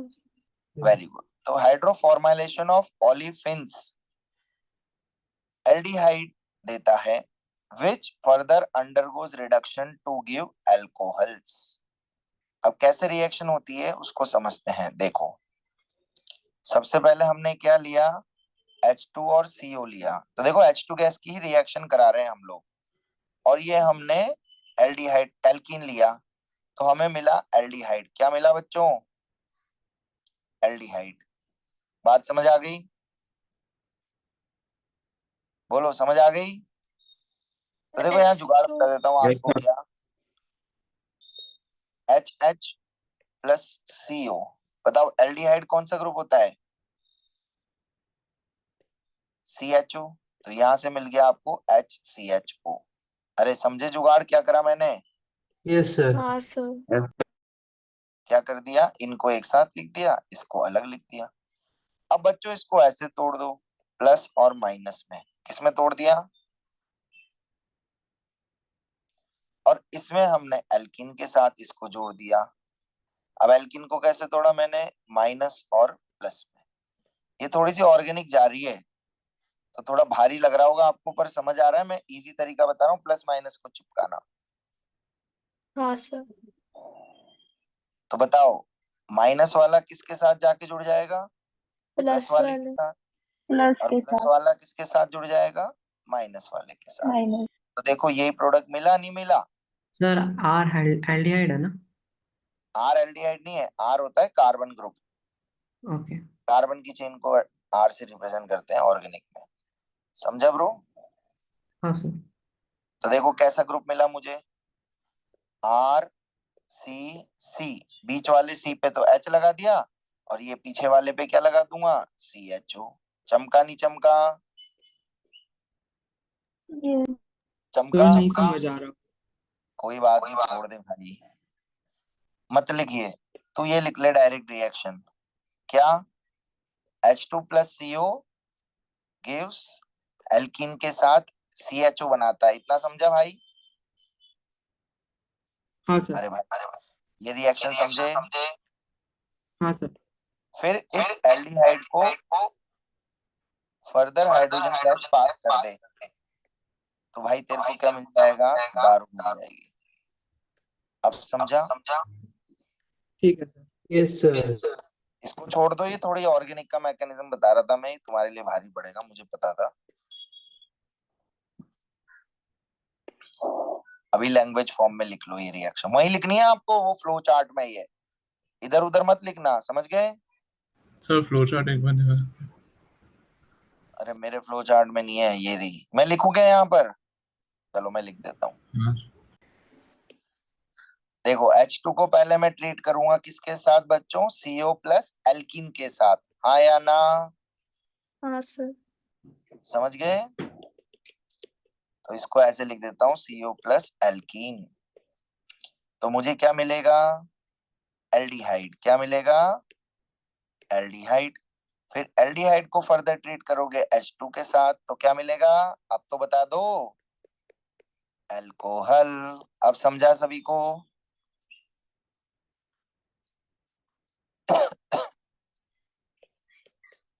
Yes sir. सर अभी भी केमिकल प्रॉपर्टीज चल रही है क्या? हाँ बेटा ये केमिकल प्रॉपर्टीज लास्ट है, बस खत्म हो गई। सर वो अल्डिहाइड से अल्कोहल में जाने वाला एक बार लिख के दिखाऊं? लिख रहा हूं मैं।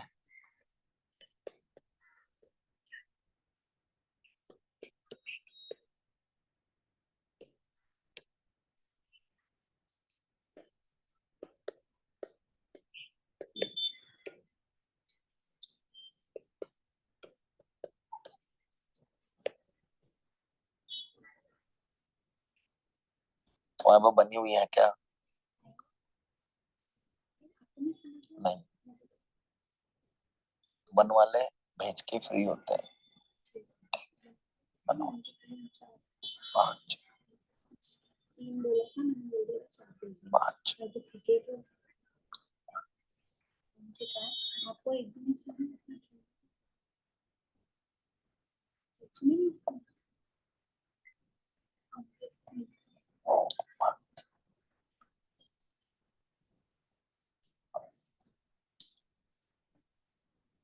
सर आपको पूरे रिएक्शंस दिखा सकते हैं क्या एक बार? हाँ दिखा देता हूँ मैं पूरी। ना भाई फिनिश नहीं करूंगा चैप्टर, बस ये लास्ट है केमिकल प्रॉपर्टीज। हो गई मेरी 20 स्लाइड, अपन ने 20 पढ़ लिया आज, बहुत है। अब 20 और बची है मेरे पास, तो नेक्स्ट क्लास में 20 पढ़ा के आगे रिवीजन करेंगे। इतना लिखा सबने? Yes sir. इसमें से ये हाईलाइट कर लेना, H2CO एल्कीन से एल्डिहाइड बनेगा, फिर एल्डिहाइड से फर्दर H2 रिएक्ट करेगा तो अल्कोहल बनेगा। आप तो ये याद रख लो बस, इसमें तुम्हें सब समझ आ जाएगा सिस्टम, ठीक है? हाँ सर। सर एक बार वो वापस दिखाओ। कोई कह रहा है वो दिखाओ, कोई कह रहा है ये दिखाओ, क्या दिखाऊं भाई, देख लो। इस रिएक्शन को क्या नाम देंगे बच्चों? यहाँ लिख लो, क्या बोलोगे? हाइड्रोफॉर्माइलेशन, है ना, नाम जरूर याद रखना, हाइड्रोफॉर्माइलेशन।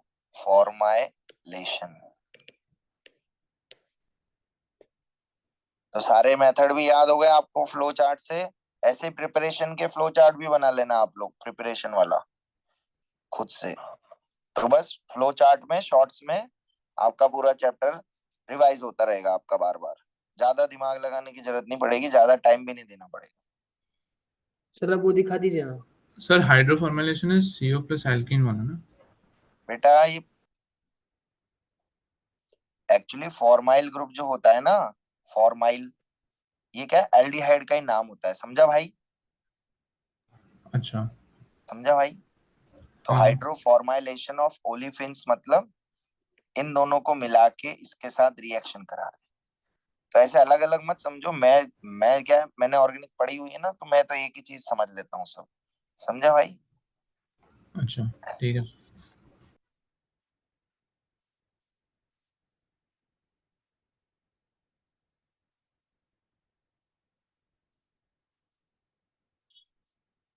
तो आप इतना डिटेल में मत पढ़ो, इतना परेशान होने की जरूरत नहीं है, क्योंकि ऑर्गेनिक का सेक्शन है, अपने को मेन याद रखना है ये।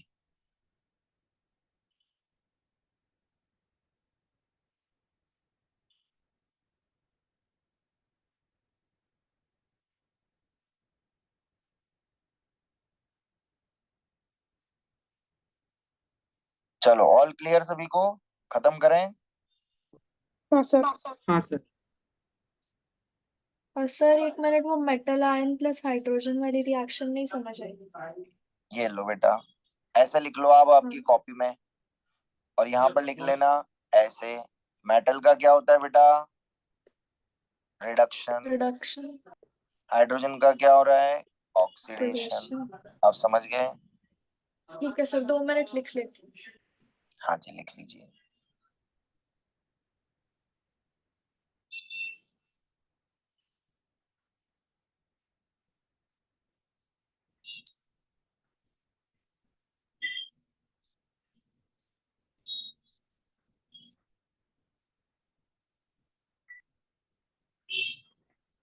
लिख लिया सर, थैंक यू। चलो क्लियर बच्चों सभी को? हाँ अभी सर। डायहाइड्रोजन के यूजेस हैं, यूजेस खुद से पढ़ लेना, इसमें लिखे हुए हैं स्लाइड में। सेल्फ स्टडी है, यूजेस सेल्फ रीडिंग है, ठीक है? इसमें समझने का कुछ भी नहीं होता है यूजेस में, ये तो आपको एज इट इज पढ़ के याद करना है बस। चलो ओके भाई। सर। सर वो आप पहला स्लाइड दिखा सकते हो, हाइड्रोजनेशन ऑफ वेजिटेबल ऑयल्स। ले भाई, हाइड्रोजनेशन कर लो वेजिटेबल। कहाँ गया तेरा हाइड्रोजनेशन? ये रहा, ठीक है? सर यूजेस नहीं लिखना। यूजेस नहीं लिखवा रहा बेटा मैं, यूजेस सेल्फ रीडिंग है, तो आप नोट्स में लिख लो यूजेस स्लाइड से पढ़ने हैं, ठीक है भाई? चलेगा ना? या आप बोलो लिखवाऊं तो लिखवा हाँ देता हूँ, सर। हाँ जैसा सर। आप बोलो। कोई जरूरत नहीं है, इसीलिए मैं कह रहा हूँ, ठीक है? हाँ सर।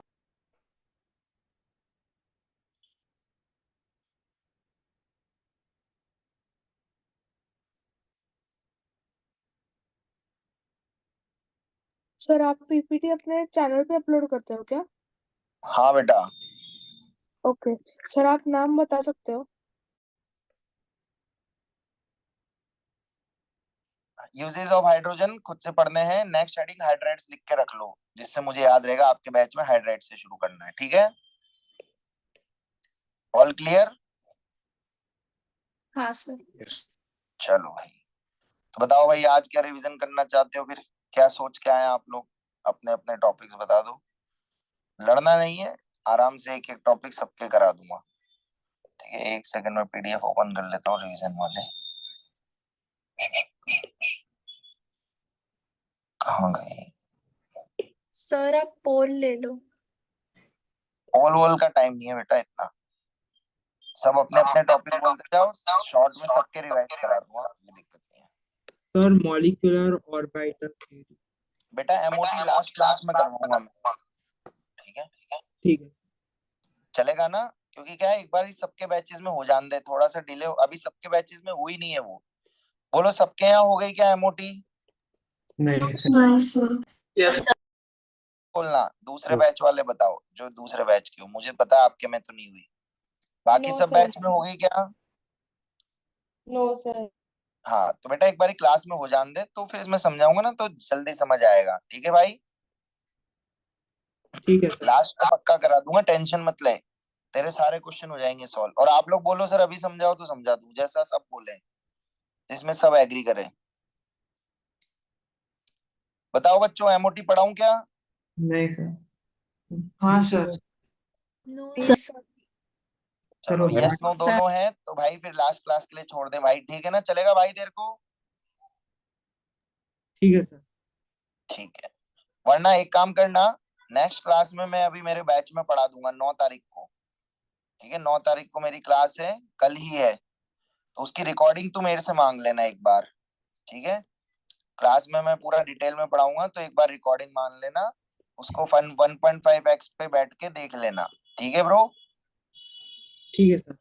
हाँ, फिर नेक्स्ट क्लास में मैं रिवाइज भी करा दूंगा, कोई दिक्कत नहीं है। चलो बच्चों जल्दी बोलो, मोल से लेके पोलैरिटी ऑफ बॉन्ड्स। एटॉमिक तक, एटॉमिक सॉरी बॉन्डिंग तक कोई टॉपिक हो तो बोलो। सर पोलैरिटी ऑफ आपने जो टेस्ट 2 दिया था मोल का, उसमें हाँ, जो जो आया था आप उसका करा देंगे क्या? मतलब वो ये हो गया ना फिर अपना कंसंट्रेशन टर्म और वो सब। कॉन्सेंट्रेशन टर्म रिवाइज कराऊं? हाँ सर। ठीक है, करा देते हैं। हाँ, बॉन्ड की पोलैरिटी क्या कह रहा है तू हीरो? अरे सर कौन सी पोलैरिटी ऑफ पोलैरिटी बॉन्ड। को, कौन सी पोलैरिटी चाहिए बता?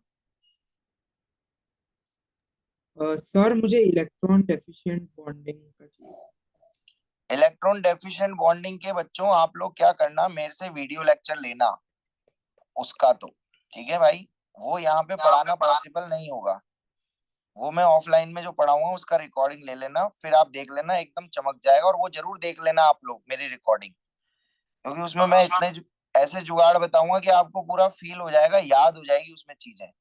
अब आपको बनाना बॉन्डिंग में बताया होगा वो ये बॉन्ड लेंथ एक्स है, ये वाई है, ऐसे डायरेक्ट बता दिया होगा एक्स ग्रेटर देन वाई होगा, अल्फा बीटा गामा एंगल बताया होंगे, ऐसा बताया भाई? हाँ सर। सर। हाँ, इन सबको मैं एकदम फील करके आपको याद करवाऊंगा, तो आप मेरे से वीडियो लेक्चर ले लेना। ठीक है, क्योंकि बच्चों को बैक बॉन्डिंग बनाना बॉन्डिंग जो आप कह रहे हो वो यहाँ पढ़ाना पॉसिबल नहीं होगा, थोड़ा सा लेंथी टॉपिक है। ठीक है? सर। सर हाँ जी, आपका सर टेलीग्राम जब चैनल दे मेरी नंबर है ना, मोबाइल नंबर ये रहा भाई नंबर, पर्सनल नंबर लेके रख लो सब लोग। जो भी वीडियो लेक्चर का टॉपिक चाहिए मेरे को मैसेज करके ले लिया करो। चलो भाई अब पढ़ा दूं? सर हाँ बोल। जैसे दो बॉन्ड को ज्वाइन उस वाले में था ना पाई बॉन्ड और सिग्मा बॉन्ड में कि दो ऑर्बिटल को अगर इस एक्सिस पे ज्वाइन किया तो सिग्मा बनेगा या उसमें किया तो वो उसका करा हाँ, सकते आप बोल रहे रिवीजन। हो ओवरलैपिंग, क्या बोल रहे हो? हाँ ओवरलैपिंग का रिवीजन करा सकते हो। चलिए तो बच्चों देखो, ओवरलैपिंग इज नथिंग बट गले मिलना, हाँ या ना? तो आप किसी भी इंसान के साथ दो तरीके से गले मिलते हो, बोलो हाँ या ना? या तो अपन साइड में जाके ऐसे उसके कंधे पे हाथ रखते हैं, समझे नहीं समझे? या फिर हम आमने सामने मिलते हैं और ऐसे गले मिलते हैं, समझे बच्चों दोनों चीज?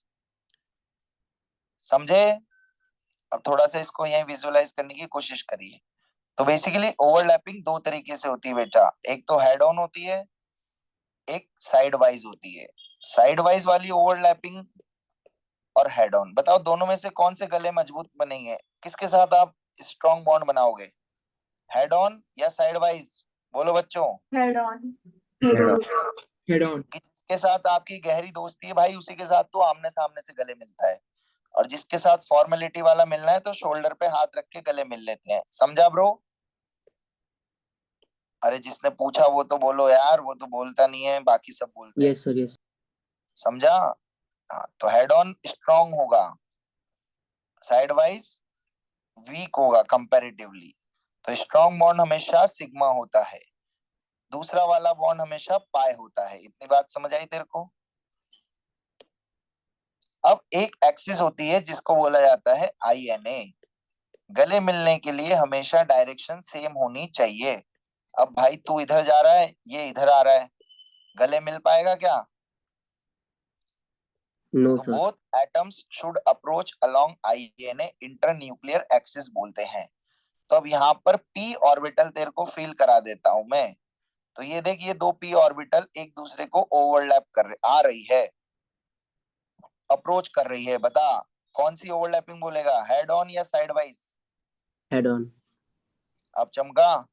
Yes head sir. ऑन में कौन सा बॉन्ड बनेगा? सिग्मा। ये दो p ऑर्बिटल कैसे आ रही है उस एक्सिस के? सर एक क्वेश्चन था। परपेंडिकुलर बोलते हैं, क्या बोलते हैं? परपेंडिकुलर। कौन सा बॉन्ड बनेगा? Pi bond. अब चमक गया भाई।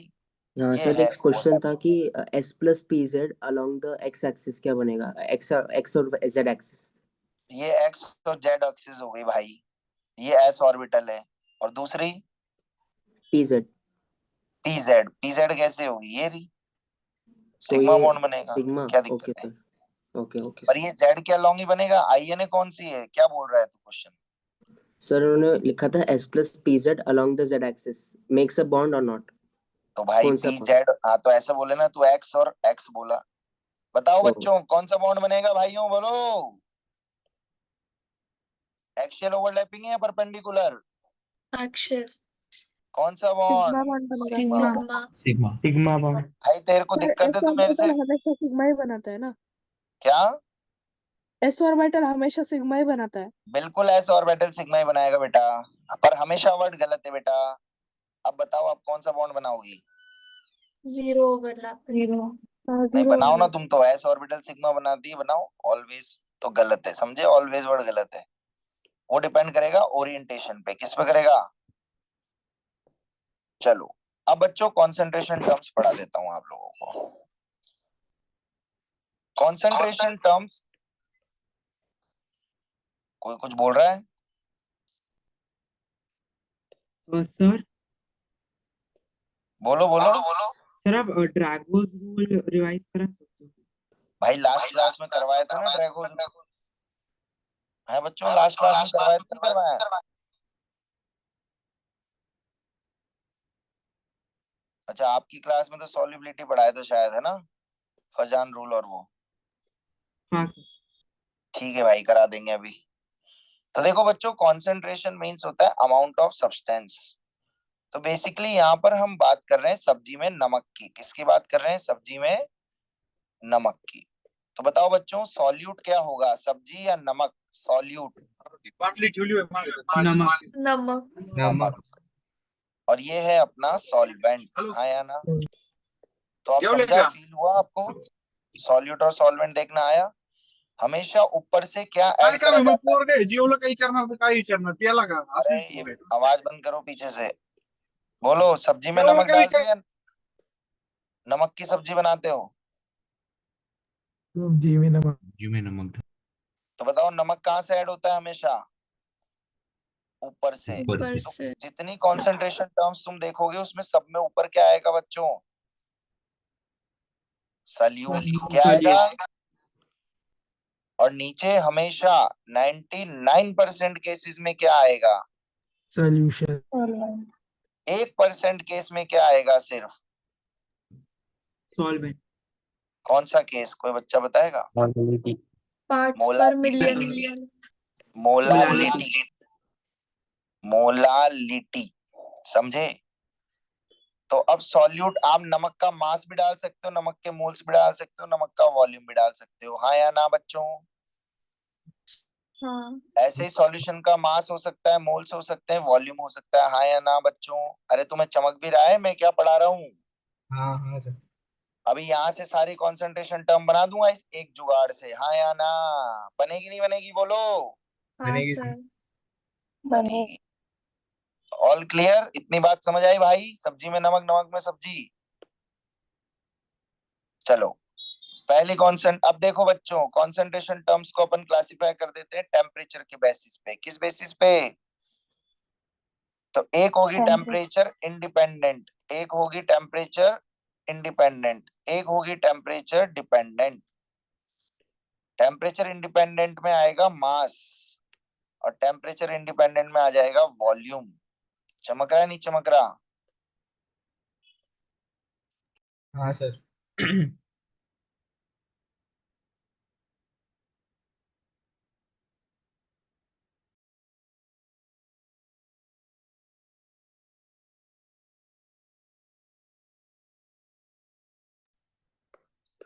इतनी बात समझे बच्चों? अब इंडिपेंडेंट में सबसे पहले है परसेंटेज W/W। तो बोलो ऊपर क्या आएगा, किसका मास? बोलो भाई। सल्यूट। और नीचे? सॉल्वेंट। सॉल्यूशन। सॉल्यूशन। अरे अरे सॉल्वेंट सिर्फ एक बार बोलना है, सॉरी सर गलती से बोल गया। गलती दोबारा मत करना, उड़ा दूंगा। चमका नहीं चमका। हाँ सर। दूसरा है मोल फ्रैक्शन। ऊपर किसके मोल्स आएंगे? जिसका मोल फ्रैक्शन चाहिए, ठीक है। मोल फ्रैक्शन में जिसका मोल फ्रैक्शन चाहिए, तो ऊपर आएंगे moles of fraction of solute बोला, मान लो जैसे सॉल्वेंट लिख देते हैं, तो ऊपर किसके मोल्स आएंगे बच्चों? सॉल्वेंट के। और नीचे किसके मोल्स आएंगे? Total moles. समझे? हाँ सर। तीसरी टर्म होती है भाई इसी कैटेगरी में, मोलालिटी। क्या होती है? और यही वो टर्म्स है जिसमें नीचे क्या आएगा बच्चों? सॉल्वेंट। तो ऊपर तो आएगा मोल्स ऑफ सल्यूट, नीचे आता है, बताएगा क्या कोई बच्चा? Weight of solvent in KG. समझे भाई? हाँ सर। तो देखो यहीं से सारे फॉर्मूला बना रहा हूं मैं, अगर आपको चमक रहा हो तो, सिर्फ इतनी सी चीज से। Moles by mass. तो भाई ये तेरा खेल हो गया किसका? टेम्परेचर इंडिपेंडेंट का। अब टेम्परेचर डिपेंडेंट में एक सबसे इंपॉर्टेंट, अब बाकी तो तू पढ़ लेना, मैं मोलारिटी बता देता हूँ। Percentage V by V, W by V, तू समझ गया होगा, समझ गया भाई? हाँ बस सर। ध्यान रखना परसेंटेज वाले में ml में आएगा, वॉल्यूम किस में आता है? एमएल ml में। में। अब मोलारिटी क्या हो गया? तो सेम है मोलालिटी जैसा ही, ऊपर तो मोल्स आएंगे सॉल्यूट के, बस नीचे आ जाता है वॉल्यूम ऑफ, किसका आएगा बोलो बच्चों? सॉल्यूट, सॉल्वेंट या solution? Solution. Solution in litres. ये खत्म हो गई भाई कॉन्सेंट्रेशन टर्म्स। सर मैं ये चमक गया? बोल रहा था कि मुझे ना दिक्कत कब होती है जब उसमें सोशियोमेट्री ऐड कर देते हैं। स्टोकियोमेट्री ऐड कर देते हैं, इसमें स्टोकियोमेट्री ऐड होती नहीं है भाई। अरे मॉड्यूल में तो है ना, तो दिक्कत तो अरे आती नहीं है ना, नहीं है। कॉन्सेंट्रेशन टर्म्स में कभी स्टोकियोमेट्री आती नहीं है, नॉर्मल क्वेश्चंस आते हैं। कोई सॉल्यूशन दिया रहेगा इसमें, हमेशा क्या दिया रहेगा देखो? सॉल्यूशन। अगर तेरे को क्वेश्चंस में दिक्कत आ रही है तो तेरी क्वेश्चंस की प्रैक्टिस की कमी है ब्रो। प्रैक्टिस करना सिखा देता हूँ कॉन्सेंट्रेशन टर्म्स की कैसे करी जाती है। सबसे पहले क्वेश्चन से डेटा लिख, क्वेश्चन में जो भी डेटा गिवन हो उसको लिख। सॉल्यूट, सॉल्वेंट, सॉल्यूशन का, समझा? हाँ सर। फिर उसके बाद ये देख पूछा क्या है, समझा? जैसे मोलारिटी पूछी है तो फिर फॉर्मूला लिख। ऊपर आएंगे मोल्स ऑफ सॉल्यूट, नीचे आएंगे moles of, sorry volume of solution. अब ऊपर से उठा के पुट कर दे, समझा भाई? हाँ सर। ऐसे डील करेगा तभी क्वेश्चन होंगे सॉल्व। अब तू डायरेक्टली क्वेश्चन पढ़ के और फॉर्मूले में घुस जाएगा तो आंसर नहीं आएगा, कभी सॉल्व नहीं होंगे क्वेश्चन। तो ये तरीका है, पहले डेटा को क्रैक करिए क्वेश्चन की लैंग्वेज से, फिर डायरेक्टली फॉर्मूला में पुट कर दे। ये ट्राई कर ले, मैं कह रहा हूँ तेरे से दुनिया का कोई क्वेश्चन नहीं जो सॉल्व नहीं होगा, मेरी गारंटी है। Okay sir.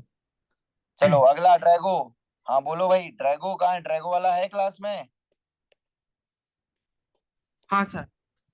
तो भाई ड्रैगोज रूल कौन से ग्रुप में देखा जाता है बच्चों? ग्रुप नंबर 15 और 16। 16। इसने ऐसा बोला कुछ स्पीशीज होते हैं जो अनहाइब्रिडाइज्ड होती है। अनहाइब्रिडाइज्ड बोले तो मतलब उसका हाइब्रिडाइजेशन एग्जिस्ट नहीं करता है, समझा भाई? समझा ब्रो? हाँ सर। अरे भाई तुम बोला करो, बोलोगे नहीं ना तुम्हें पढ़ाऊंगा नहीं, मेरे को कोई फालतू मजा नहीं आ रहा। आप बोलते ही नहीं हो यार। मैं मेरे लिए पढ़ा रहा हूँ क्या? यहाँ मेरा रिवाइज कर रहा हूँ भाई।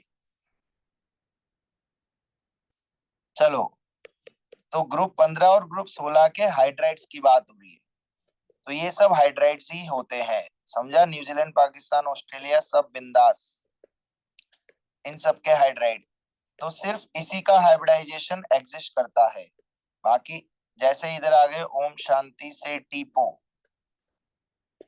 तो H2 H2 H2 इन सबका हाइब्रिडाइजेशन नहीं होता, समझा ब्रो? हाँ सर। इसका होता है sp3। दूसरी बात, इन सबका बॉन्ड एंगल नियरली 90 आता है, 90 के आसपास आता है। अब ऊपर से नीचे डिक्रीज होता है, अगर इसका 94 है, इसका 93 होगा, इसका 92, इसका 91, तो नियरली 90 हुआ, समझा? हाँ सर। सर नियरली 90 क्यों है? क्यों है? वहां ड्रैगोस रूल फॉलो नहीं हो रहा, वहां ड्रैगोस रूल फॉलो, एक्चुअली उसकी हाइब्रिड ऑर्बिटल उसकी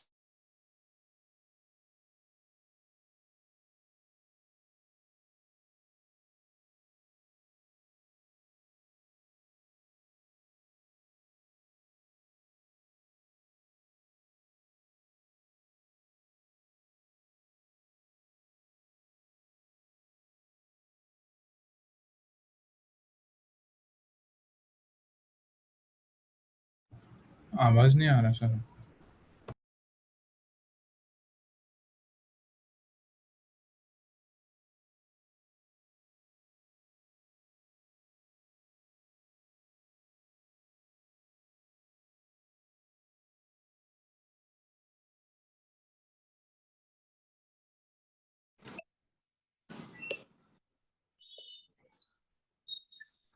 हाँ भाई, आवाज आ रही है अब? हाँ सर। हाँ सर अभी। तो क्या है भाई? सर आपका स्क्रीन हैंग हो गया, फ्रीज हो गया। स्क्रीन नहीं दिख रही? नहीं आई थिंक। चलो अब दिखी। हाँ हाँ अब। इन सब में हाइब्रिडाइजेशन नहीं होता ब्रो, हाइब्रिडाइजेशन नहीं होगा तो इसकी हाइब्रिड ऑर्बिटल्स टेट्राहेड्रल ज्योमेट्री में अरेंज ही नहीं होगी, समझा भाई? जब ठीक है। टेट्राहेड्रल नहीं होगी तो फिर ऐसा ही बनेगा, हाँ या ना? समझा नहीं समझा? तो सर वो एग्जैक्टली 90 होने चाहिए ना? अरे भाई एग्जैक्टली नहीं होते, थोड़ा बहुत रिपल्शन रहेगा ना, लोन पेयर है तो, ओके ठीक है सर। समझा? और ड्रैगोस रूल की दूसरी condition, must condition, at least one lone pair होना चाहिए सेंट्रल एटम के पास। क्या होना चाहिए? एक लोन पे। अगर लोन पेयर नहीं है तो भाई भूल जाना, ड्रैगो रूल मत लगाना, समझ गया? चल ठीक है समझ सर। गया भाई ड्रैगो? और एक और चीज हमारे सर ने वो इलेक्ट्रोनेगेटिविटी का हाँ, तो टर्मिनल एटम की इलेक्ट्रोनेगेटिविटी 2.5 से कम होनी चाहिए, ये लिखवाए। हाँ सर। तो भाई इन सब की 2.5 से कम है ना, 2.1 है। ओके ठीक है सर। हाँ, पर तेरे को ऐसा केस दुनिया में बहुत कम मिलेगा, 99% क्वेश्चन यहीं से आ जाएगा, समझ गया भाई? ठीक है सर। एक मॉड्यूल में क्वेश्चन है, इसमें से कौन सा अनहाइब्रिडाइज्ड है, चेक करना, सॉल्व करना। एक्सरसाइज 1 या 2 में है, ठीक है? चलो बच्चों नेक्स्ट बोलो, next topic. Any girls in the class? आपको कुछ पढ़ना है? Hybridisation of odd electron species, Pavani, सही नाम बोला मैं आपका? Yes sir. देखो बच्चे कैसे करेंगे, इसका भी जुगाड़ है अपने पास। ये ऑड इलेक्ट्रॉन स्पीशीज है, ये odd electron species yes, yes.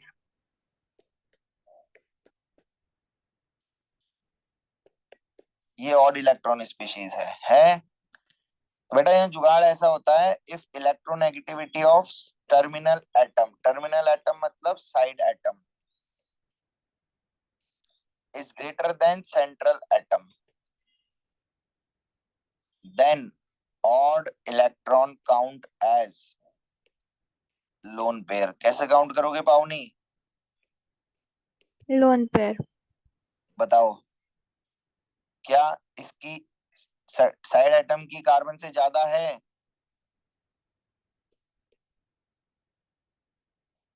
अब इसके लिए आपको ईएन का डेटा याद होना चाहिए बेटा। बोलो बच्चों, कार्बन की ज्यादा है या हाइड्रोजन की? कार्बन। कार्बन। तो ये ऑड इलेक्ट्रॉन काउंट होगा, लोन पेयर काउंट नहीं होंगे। तो 3 सिग्मा बॉन्ड sp2, समझे पाओनी बेटा? यस क्या यहाँ पर फ्लोरीन की ज्यादा है कार्बन से? Yes then it will act as, तो 3 sigma bond plus 1 lone pair, sum कितना आया बेटा? 4। 4 में हाइब्रिडेशन कितना होता है पाउनी? sp3 ऑक्सीजन की ज्यादा है क्लोरीन से? बोलो यस, बोलो ना भाई। तो this will again count as lone pair, तो हाइब्रिडेशन हो गया sp3। सभी को समझा? यस सर ओके, एक और एक्सेप्शन है इसमें, बता देता हूँ। एक्सेप्शन मतलब उसमें लफड़ा पड़ सकता है आपको। ClO2, अब यहाँ बेटा देखो, एक लोन पेयर ऑलरेडी है, एक और इलेक्ट्रॉन है। बोलो बच्चों, इस केस में काउंट करें, कार्बन की क्लोरीन की ज्यादा है या ऑक्सीजन की? ऑक्सीजन। तो बताओ ये ऑड इलेक्ट्रॉन काउंट होगा या लोन पेयर? Lone pair. नहीं लोन होगा, पेयर इस केस में ऑड इलेक्ट्रॉन ही रहता है बच्चों, ध्यान रखना। क्योंकि देखो एक lone pair already pure present है, प्योर। एक प्योर क्या, इसको ऐसे समझ याद रखो, जब एक लोन पेयर अगर प्योर आ गया तो उसके आगे ऑड इलेक्ट्रॉन की कोई वैल्यू नहीं है, तो फिर कितना हो जाएगा? sp2 हो जाएगा। समझे बच्चे? All yes sir clear? सारे एग्जांपल बता दिए आपको, इसके अलावा कभी लफड़ा नहीं पड़ेगा जीवन में। सर तो मतलब जितने भी कंपाउंड है जिसमें ऑलरेडी लोन पेयर है तो उसमें ऑड इलेक्ट्रॉन की आएगा तो ऑड ही रख लेना उसको। समझ गया ब्रो? चलिए स्क्रीनशॉट ले लो अगर सर लेना है तो आपको इसका। Odd sir electron count as lone pair, C2CN2 ये का काउंट स्ट्रक्चर लिखा है। बनाना सिखा सकते हो क्या? क्या बेटा? C2CN2 का स्ट्रक्चर बनाना सिखा सकते हो क्या? किसका? मतलब कैसे बनाते हैं? आपने जो डीपीपी भेजा था उसमें था C2CN2, उसका स्ट्रक्चर नहीं बनाना है सर। C2Cl2, CN2 अच्छा वो C2CN2 ब्रैकेट में। हाँ हाँ होल 4 होगा, CN2 नहीं होगा। C2CN2 ऐसा था हाँ है? सर शायद, यस सर। अरे वो ये है C2CN4 है भाई, कार्बन टेट्रासायानोज, ये होता है भाई। ठीक है, इसमें सिग्मा तो और सर पाई बॉन्ड कितने थे, वही क्वेश्चन है ना? हाँ हाँ हाँ ये सर। हाँ तो वो यही है, ये ले, ये चित्र बना दिया। समझ गया भाई? हाँ अब गिन लेगा ओके सिग्मा सर। पाए, सारे CN ऐसे बना लेना। 9 आंसर आएगा, शायद सेम होते हैं, उसमें आंसर गलत है, यहाँ से गिनना। ओके चलो ओके। नेक्स्ट बोलो बच्चों, नेक्स्ट डिमांड, एनी डिमांड या क्लास खत्म?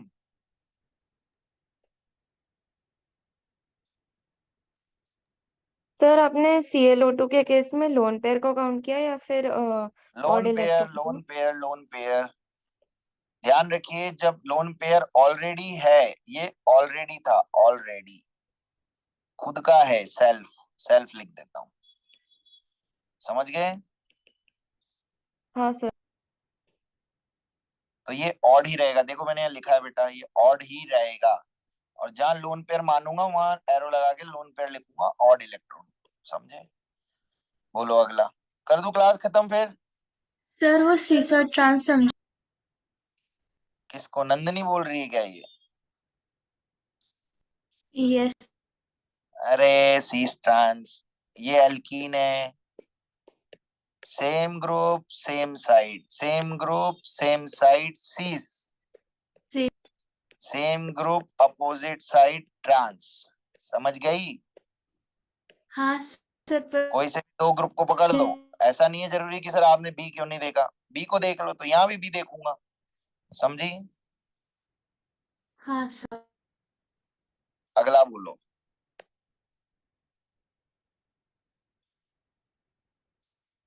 कल पेपर लेके आना दोनों, नंदनी। हाँ सर। हाँ जो मैंने बोली थी बात वो करके लाना, दोनों दोस्त। चलो, एनीवन हैविंग एनी डाउट? कोई टॉपिक बच्चों बोलो जल्दी। No sir. कुछ नहीं है? नहीं। चलिए, तो बॉन्ड पैरामीटर की अभी मैंने लेटेस्ट डीपीपी भेजी है आप सबको, उसको सॉल्व करना बच्चों। Bye sir. Bye bye, take care, मेहनत करो।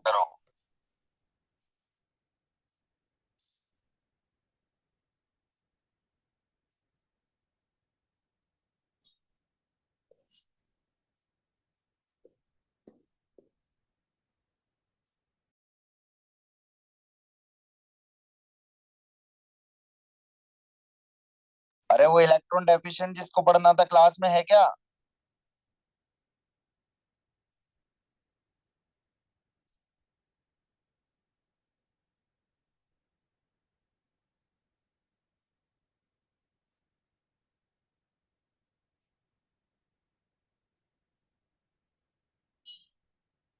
चलो फिर क्लास बंद करते हैं, वो भी तो गया, अब नेक्स्ट क्लास में पढ़ा देंगे।